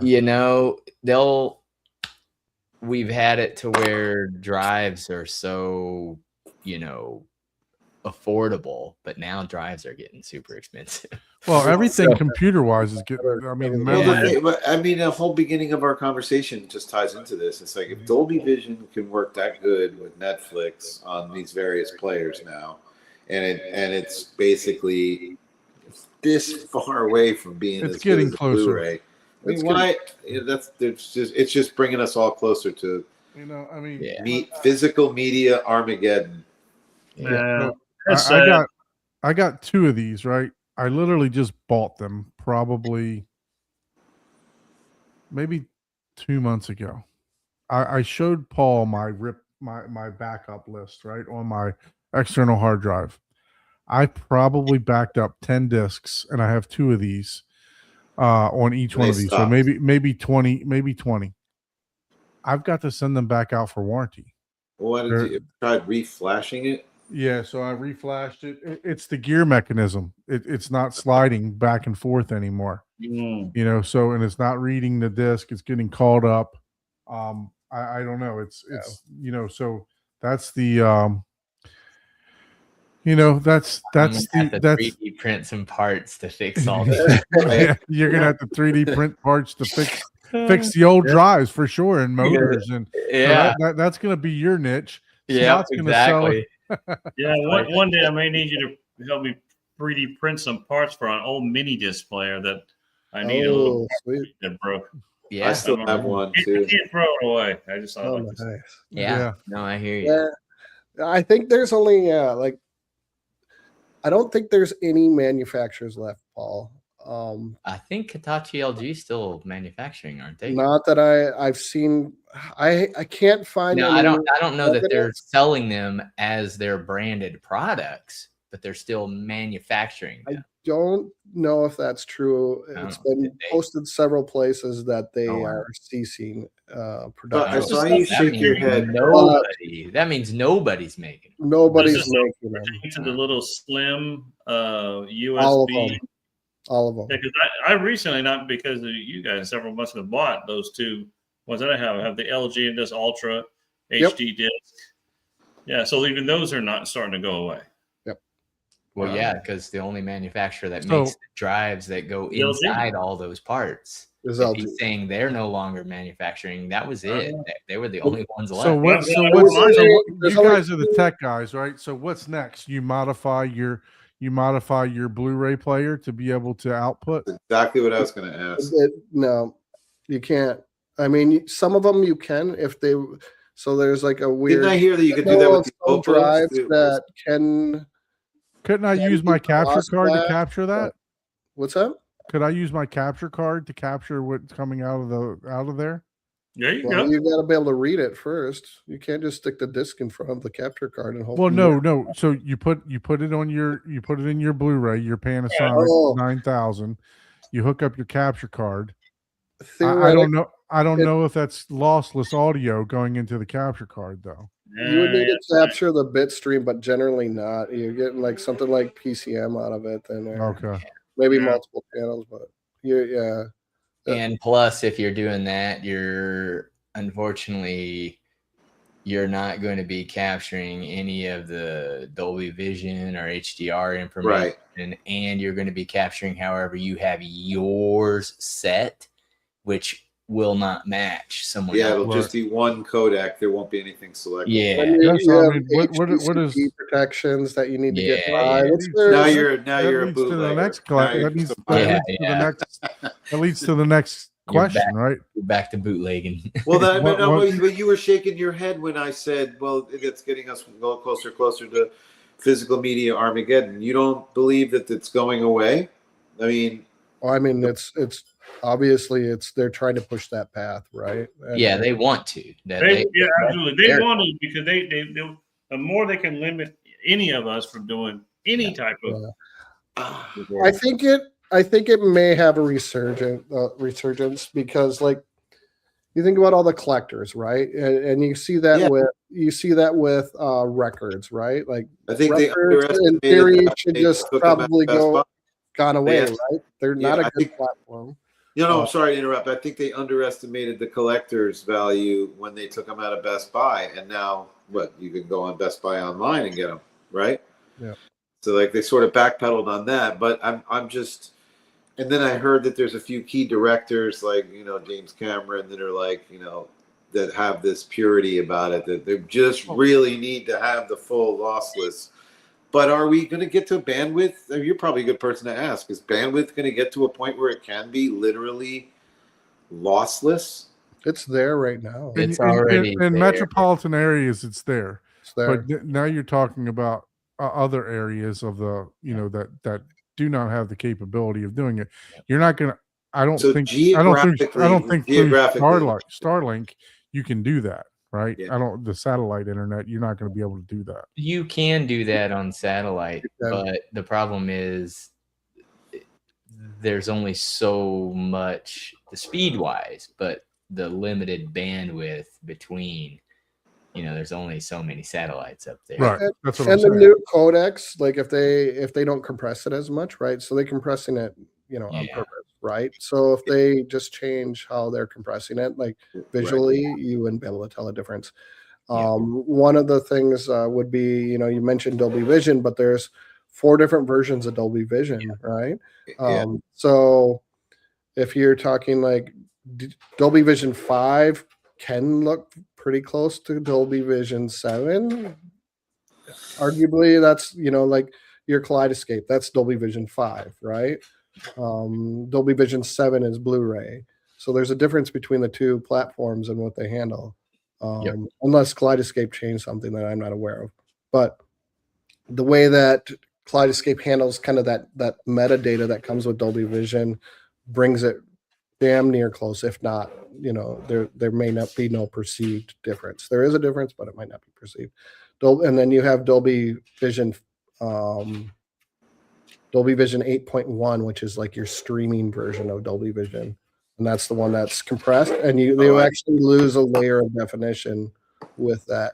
That's like the Dolby Atmos streaming equivalent of AC3 or whatever it is they use in that codec to stream Atmos instead of lossless.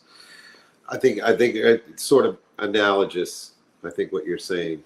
Yeah, like if you look at it in an Atmos scenario, like there's less channels coming over, I believe, in the streaming version. Isn't it only limited to like 5.1 with Object?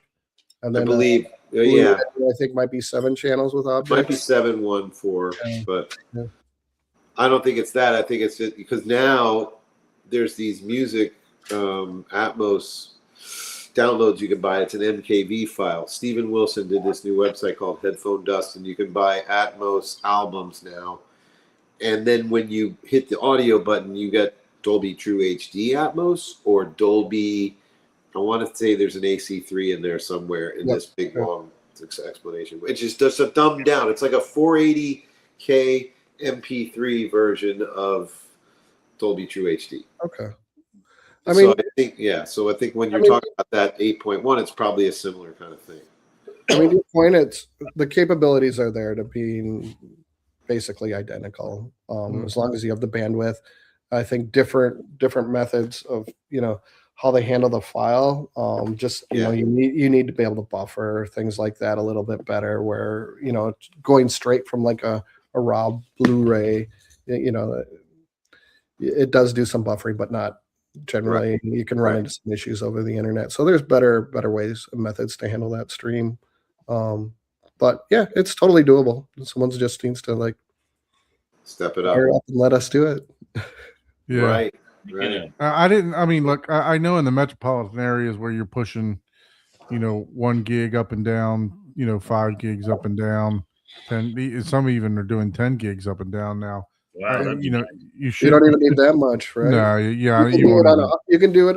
Technically, you can do it on 100 meg. So yeah, right. That's the thing. People start looking at HDMI throughput and don't realize, well, that's not. Your disk is even being decompressed. Like your format on your disk is like, think of it as it's zipped. Mm-hmm. Right. So but here's unpackaged. Right. And then what it sounds like to me is that the full absolute highest resolution product is on the server. It's ready to be watched. The only thing preventing it from being at that level is that particular person that's getting it bandwidth. Well, the bandwidth, if you're doing it the standard today compression, but there's also compression for. Great question. I love that question. I used to know that too. Whereas, like, but you can't really do a straight comparison. Like, I think he heard me say 480K. That which is sort of like in the recording engineer world. When you make an MP3 of a song, is if you do it at 320K, it's pretty close to 16-bit 44.1, like a wave almost. It's as close as you can get with being in the MP3 world. And I think 480K, as it compares to true Dolby HD, is like a little bit higher quality MP3 of 11 channels in your room, right? So that's, to me, that's what I feel like the difference is. Now he's asking what the true bit rate in comparison on a Blu-ray is, and I believe it's in the. So it says bitrate of the 5 movie digits. varies significantly depending upon the source rating. The average is 15 to 30 megabits per second. Yeah, your high end UHD. 30 megabits per second, not K. Regular like 100. Yeah, 80 to 100 according which is to AI. microns compared to. It is. So, It's like and, a and big it's circuit. remarkable that it sounds that good, even knowing it's so much smaller. Yeah. You know. And some of them get higher than 100. Like you can usually look at your display and it'll You know, tell so scientifically, there's really no comparison, but you know, it just seems like visually and real world experience is getting closer and closer. yeah. Yeah, I mean, And you that look could be at- our ears also getting used to it, because that, you know, I heard like some ear scientist years ago talking about how your ears will make stuff sound better to your brain because you have a reference of something sounding that good from before your Placebo. life. Yeah. You know what I mean? So like you can psychologically up mix your up sample I can your psychologically upscale experience my in your music. brain. That's Yeah. called the placebo effect. Yeah. Well- Well, and it's a real adaptability too, because you think Yeah. of like if you sit in front of an audio system for a long period of time and it's tuned like crap, it'll start to sound normal to you. That will be your normal, right? That will Like, be your bar. and then you'll go to someone that is Well- actually has a good tune, and you're like, this seems a little off, right? As you know, it's the same thing. And as soon as I bought this Toyota car I had, and it had allegedly had a JBL synthesis system in it, and it honestly, I thought it was just too bright, and it just didn't sound good. But after a while, I just got so used to it, it sounds normal now. You know, Yeah, exactly. Exactly. Yeah. It was for that Like the reason. first time I- I'm sorry. For that reason, I mean, I was a really, really loud car stereo enthusiast at Alpines and the whole thing, and I did that and I blasted stuff. But it's like the only mature decision I made as a young guy that I can remember to this day. Going, I'm not gonna put my treble settings on any of my stereos above 12 o'clock because I don't want later in life to need to have it up there. You know what I mean? So I've always kept treble a little bit lower and a little bit flatter below at 11 o'clock because I knew later in life I was going to become dependent on those higher frequencies. So I never did. And then I also heard that the ear does this miraculous version of, so when you're listening to really high definition, perfect, zero distortion audio in a very high-end system, your ears don't have to do any work to tell your brain what it sounds like. But if you're listening to an MP3, let's say you listen to Steely Dan Asia on a B&W system in somebody's house, you know, years ago, and you have that memory in your head, your brain remembers that. And then you hear it on cassette later or on a shitty stereo. Now your ears are doing all this work to tell your brain, oh, it's Asia. It's supposed to sound like this. So actually you're perceiving it to sound better than it actually does because your ears are working so hard. And that's where ear fatigue comes from. That's how I understand it. And that's why you can sit and listen to high level, high quality distortion-free music for a long period of time without any ear damage because your ears aren't working hard to try to translate it for you. There you go. Distortion that you don't hear. A lot of air fatigue comes from that as well. That's true too. Yeah, of course. But you know, if you listen to moderate levels, basically distortion You don't free. necessarily hear it clipping what it is, but it is fatiguing your hearing. Yeah. But if it's minimal, your brain doesn't do a lot. Your ears, I shouldn't say your brain. Your ears don't do a lot of work translating the information to you. Wow. It's just fascinating stuff. I do have something else interesting I was working on, and I completely forgot about. Let's see, I got too many projects. Oh, I made you lose your train of thought. No, like, and we started talking about Dolby Vision and everything. So I recently dissected and took apart the Jellyfin client and made it process Dolby Vision 7 off of Blu-ray discs on TVs and devices that don't support Dolby Vision 7 by pulling out that layer and then recombining it as a single layer and then presenting it to the TV as DV 8.1. And it does it in real time. And that's sort of like, for lack of a better term, dumbed down. It is dumbed down, yes. You can't bring both layers. You can try to combine it. So wait, without going to like a class and getting a whole education. I feel dumbed down already. No, I know. I am dumbed down. No, I get really. I'm already there. When you say Dolby Vision 5, Dolby Vision 7, Dolby Vision 8.1, are you telling me all of those codecs or all of those whatever those are supposed to be called? Yep.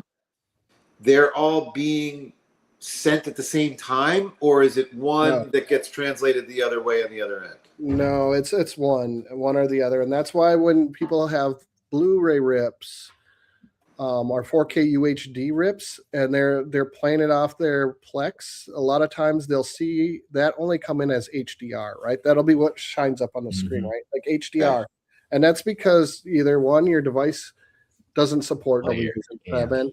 or Or your- it doesn't detect that it supports it correctly. So the all TVs, all Android boxes basically support Dolby Vision 8.1 because that's what Netflix uses. That's what Amazon uses. all So of if you this- have a way to convert that to 8.1, then force the TV to view it in that, or that format, then you get your Dolby Vision. Now, is there loss? Yes, there's loss. And Sounds like we needed him around last week when we were trying to do this with the Arvolution, because we had that little stumbling block, and now, so what you're telling me is, now that I got Dolby Vision to work on Netflix with the Arvolution Player Pro 8K TV, That's a mouthful. it's doing Dolby Vision 8.1. if you're doing it with Netflix, yes, it's It's an Android TV. Okay. Yep. So not the best version of Dolby Vision that there is. correct. You would Because need that can only be on physical media, right? 5, and 7 are the two better. And you can only get that on physical media. Is that a dumb question? Not always. I mean, 5 has been streamed before. Okay. I think some of the challenge of like the whole like Dolby Vision, and from my understanding, is that each one of them is licensed separately to the Wow. manufacturers. And so if your device isn't licensed, that's why you can't get it, right? There's not a way for that I can, if there was a way I could just hack Android TV to play Dolby Vision Profile 7 without, ripping So again, the whole video stream apart and then recombining it back together, I would have went that route, but it's So just to it's not. summarize that, you're saying the signal itself has 5, 7, 8, 1 all in it. No, it has its own. There's a handshake architecture. with that EDID data. And at the Whenever you and first then- turn it on, and it says, "Hey, I'm capable of this," and then your Okay. player says, "Okay, I can do 7. this Okay, is fine. capable of this," and then when you start playing, Right. the And when media you- knows. But then what you've it got When is. you start looking at different And then different you've got your devices, TV. it gets Aren't more those two? complicated too, because sometimes the media players that are built into those devices, Mhm. they're media players. They're not going through the HDMI interface, so they don't always tell your streaming Plex and Jellyfin that it even is capable of. Like it doesn't. It's That's why you have it's to coded do, in wrong, you have to basically. do your own personal EDID. Well, the final File. veto though goes to the panel itself, right? Mhm. Right. Yeah, I think in the signal chain it takes the lesser of all of them, right? Whatever. So you got your Blu-ray player, your TV. If your, you have Probably multiple displays or devices, yes, like playing out, it will Right. like if this one's capable of something higher and you're outputting to 2, yes, then it will handshake to the lower one. Mhm. But Fast. then that's where you start getting into HDMI problems, because if this one's not capable of this lower one, Mhm. Thank you. I feel then like you're like, oh, you don't completed have a semester of school. This is great. I like this. Yeah, and it was an interesting challenge. I ran into like weird use cases. Like you look at Samsung, they don't support Dolby Vision, right? So Right. someone tried it on their device. They're like, oh, this is like my screen's black or my screen's blue now. It doesn't play Uh-huh. anything. And so I had to rewrite it a little bit to do like another option in there where they can force it to be on and off kind of thing, right? And then when it's off, Well, it doesn't even, so some of the problems they would have with like their clients is that the clients would still try to play Dolby Vision or sometimes even HDR10 plus, and the device might not support that. And it would go blank the opposite way. It's actually trying to play the file. right. It actually could So do I it. had to do like a lot of different, like they call it like fallback scenarios where you're doing a check for this, then a check for that. tons of if thens. Yeah. But do it in a way that it's transparent, so when someone hits play, it's now, right? People That's- you don't want to wait 5 minutes for this thing to cycle. Right. For people like me, need it dumbed down. Well, I mean, unless you For know, people like me, I just buy Kaleidoscape and So let it we play. were doing. I have a Kaleidoscape story. So that is actually why I'm here in Orlando, because my client who bought this theater was originally like, no, I don't need it. I don't need it. I said, man, you need this. Trust me. So I was talking to Bill at Kaleidoscape, and I said, and he lives here in Orlando. He said, won't I just go there with one and show them so he can just understand why? Understand it. Yeah. And he went, so Bill went on Saturday, several weeks back, hooked it up to an available info we had in the rack and showed him, and he fell in love with it. He's like, oh, I want this. So he says, so he calls me with Bill. Bill's there in the theater with him, and they're showing him that concert video we were talking about last week with Revolution. That was it'll come to me. It was a concert video that did really good Dolby Atmos surround sound. And Hans Zimmer. Zimmer. And he said it was spectacular. So I came down here today, and it's actually the first thing I did this morning is I installed a Strato. We wanted to start small. We started with a Strato V, so I installed the Strato V in there, and first movie he downloaded was The Showman. And he hadn't seen that movie. There you go. And he put that first scene on, where they're like stomping their feet on the thing. Oh my God, he had goosebumps. He said it's amazing. It's like it was a 9-day from the disc he has of the same movie. But because he hadn't watched the movie, I said he was going to watch on disc. He said, but the Kaleidoscape, way better. He really liked the way it looked and sounded, and I was told we need to do like an A/B comparison. I'd like to hear. Is that a Dolby Vision movie also? Yeah, they have it in Dolby Vision now, I believe. I wonder if the. Well, this is it's hooked up to a Sony projector, so obviously the projector's not shooting out in Dolby Vision; it's shooting out HDR10. Okay. But it looked phenomenal. It looked really good. So he's in love with his Kaleidoscape player. But then, interestingly enough, he was also showing me that one of the favorite things to do at the theater is listen to music, and he was listening to. What's going on? You're finally done?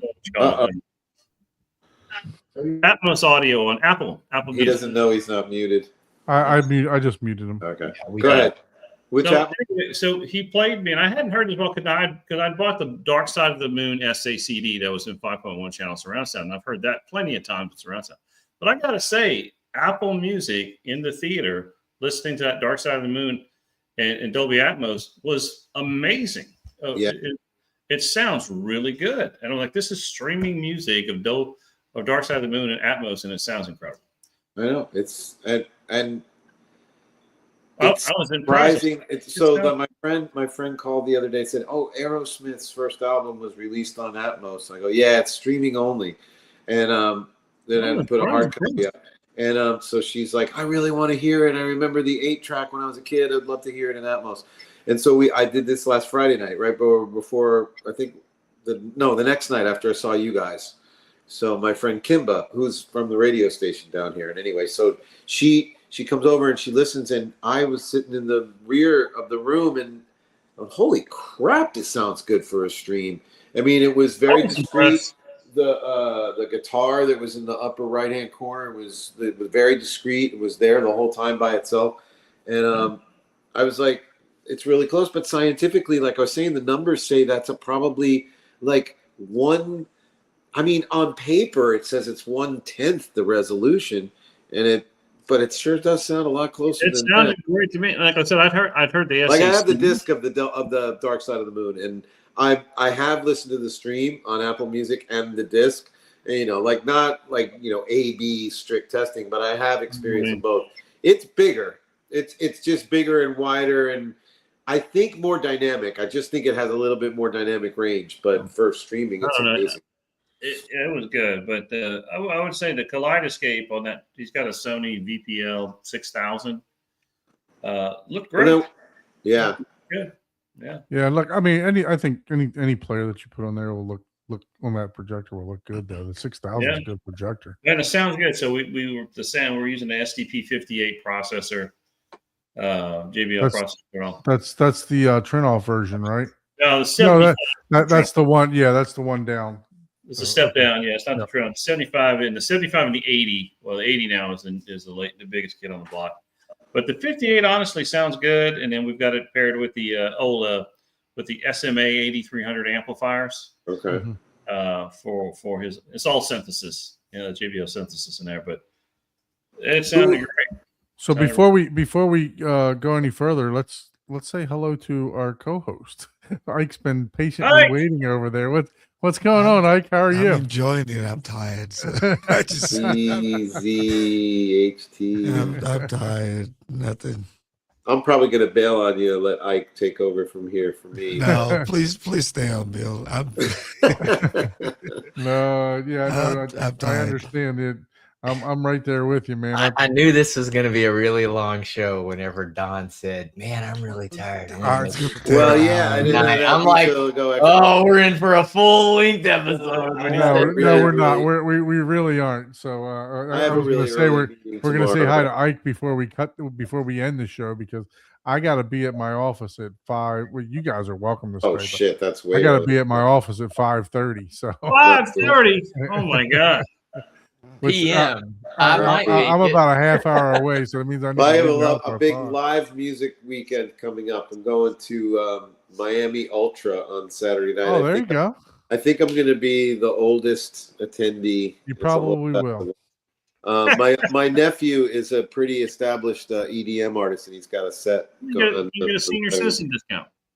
Yeah, well, I got the passes from the nephew. I got, if I wasn't getting a pass and a lanyard, I wasn't going. But so my nephew hooked me up, and so that's Saturday night, and then Sunday night is Britt Floyd at the amphitheater at Meisner Park in Boca. No, that's cool. That's cool. Yeah. Britt My Floyd- good buddy is the tour manager for them, so that's also a lanyard night, and Nice. I'll go backstage and hang out. Well, I'll probably watch the show from like the monitor mix, and then what I really like to do is go because he'll let me is go to the front of house and watch them do all their stuff. That's just as much of an entertaining concert to me as watching the actual show. My friend. Oh, I have a friend in Tallahassee that used to go around.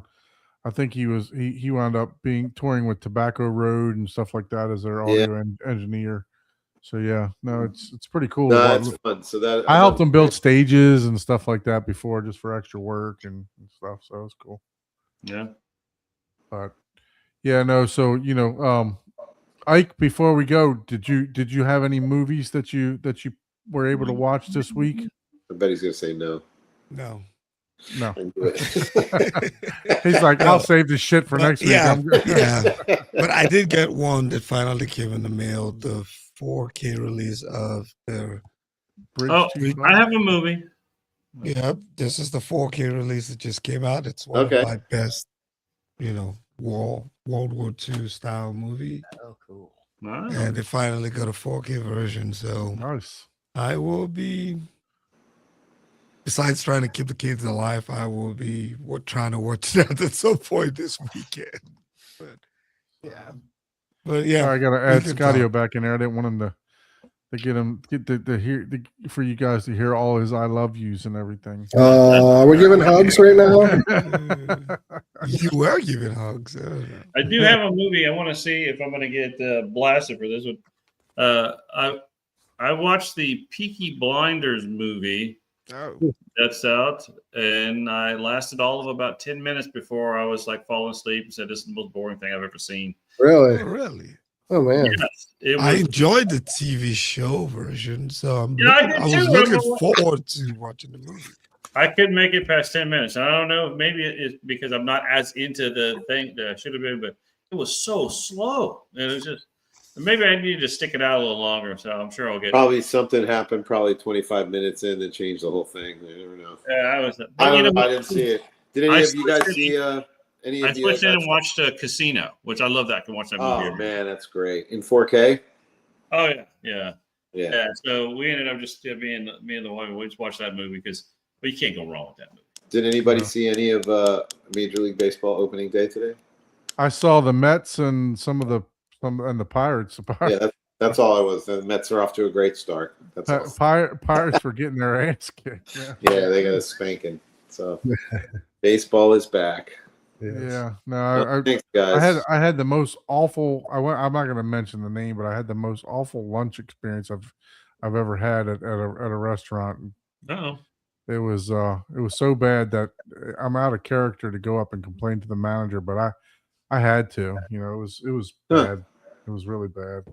And I Oh, got no. I actually they comp my meal for 3 of us, but I mean, I asked the server to give me the check because we had already been there for an hour and 40 minutes for lunch. Wow. Wow. And I asked her to give me the check, and I was like, okay, you know, I gotta go. Can you give me the check, please? And she went to a 10 top table, took all their orders. Then she went to another table and another table. And I'm sitting there, I'm like, I 20 minutes later, I finally just get up and I go to the kitchen. I'm like, can I talk to a manager or something? Because, you know, obviously I'm not here day drinking like everybody else. I need to go to work. Right. You know, so Oh, good for you. 5 minutes for lunch. Yeah, that's way too much. Yeah. yeah, it was Maybe bad. that was a hint that you needed to start today. Yeah, for sure. I needed to start day drinking. Exactly. Yeah. I did have 2 me and the wife went to go get hibachi before the show. So Oh, nice. I did have 2 drafts before. I forgot what they call it. It was some Japanese beer on draft that they had. So it was those were pretty. Kieran, Yeah, actually, I think it was that. Yep, that's good beer. It's a good Mhm. beer. It's like a light beer, right? Like a Yeah, yeah. It's on a yellowish kind of Yep. label to it, I think. yeah. So I had a couple of those with dinner. It was good. So, Yeah, boys. but yeah, no. Look, we're gonna probably go ahead and end the stream early today. If you guys do need a drive, you can reach out to scaudioav@gmail.com. So we put it in the chat here. If you guys need a drive. Definitely let me know. You know, like I said, I'm trying to keep the prices as low as I can. Yeah, I so. think you'll be hearing from me. I think I need to.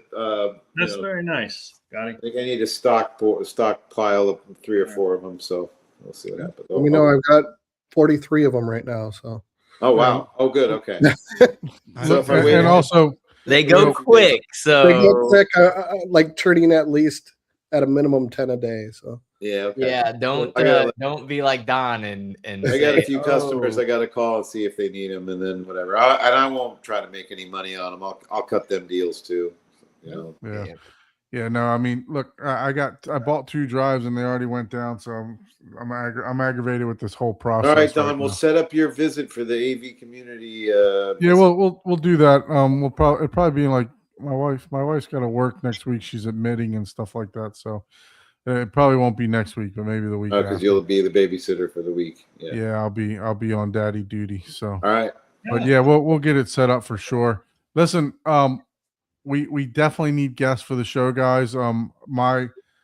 I look it up. went on Facebook, right? I went on Facebook for I'm talking about for theater tours. I went on Facebook the past couple of days, and there hadn't been much, you know, new posts or anything like that. I don't know if it's because of spring break everywhere or what's going on, but haven't been able to drum up any guests. So I know there's plenty of you guys out there that are watching the show that maybe you don't want to be on the show, but if you want to send us pictures, you can send us pictures to Home Theater Hub Live with a list of everything that you got going on. We can walk through it. If you don't want to be on camera and maybe just do audio, we can Point your phone at all your gear and show us. Yeah, exactly. You can we won't show you, you know, we can work this out a lot of different ways. So yeah, please just send us an email. If you got upgrades, if you've been on the show and you've done some upgrades to your theater, you know, reach out to us if you'd like to be a guest on the show at hometheaterhublive@gmail.com. Please do all that fun stuff, like, share, subscribe to all of our channels. I know we got Bill on here also. You know, we got Scotio. We got a whole bunch of YouTubers on here now.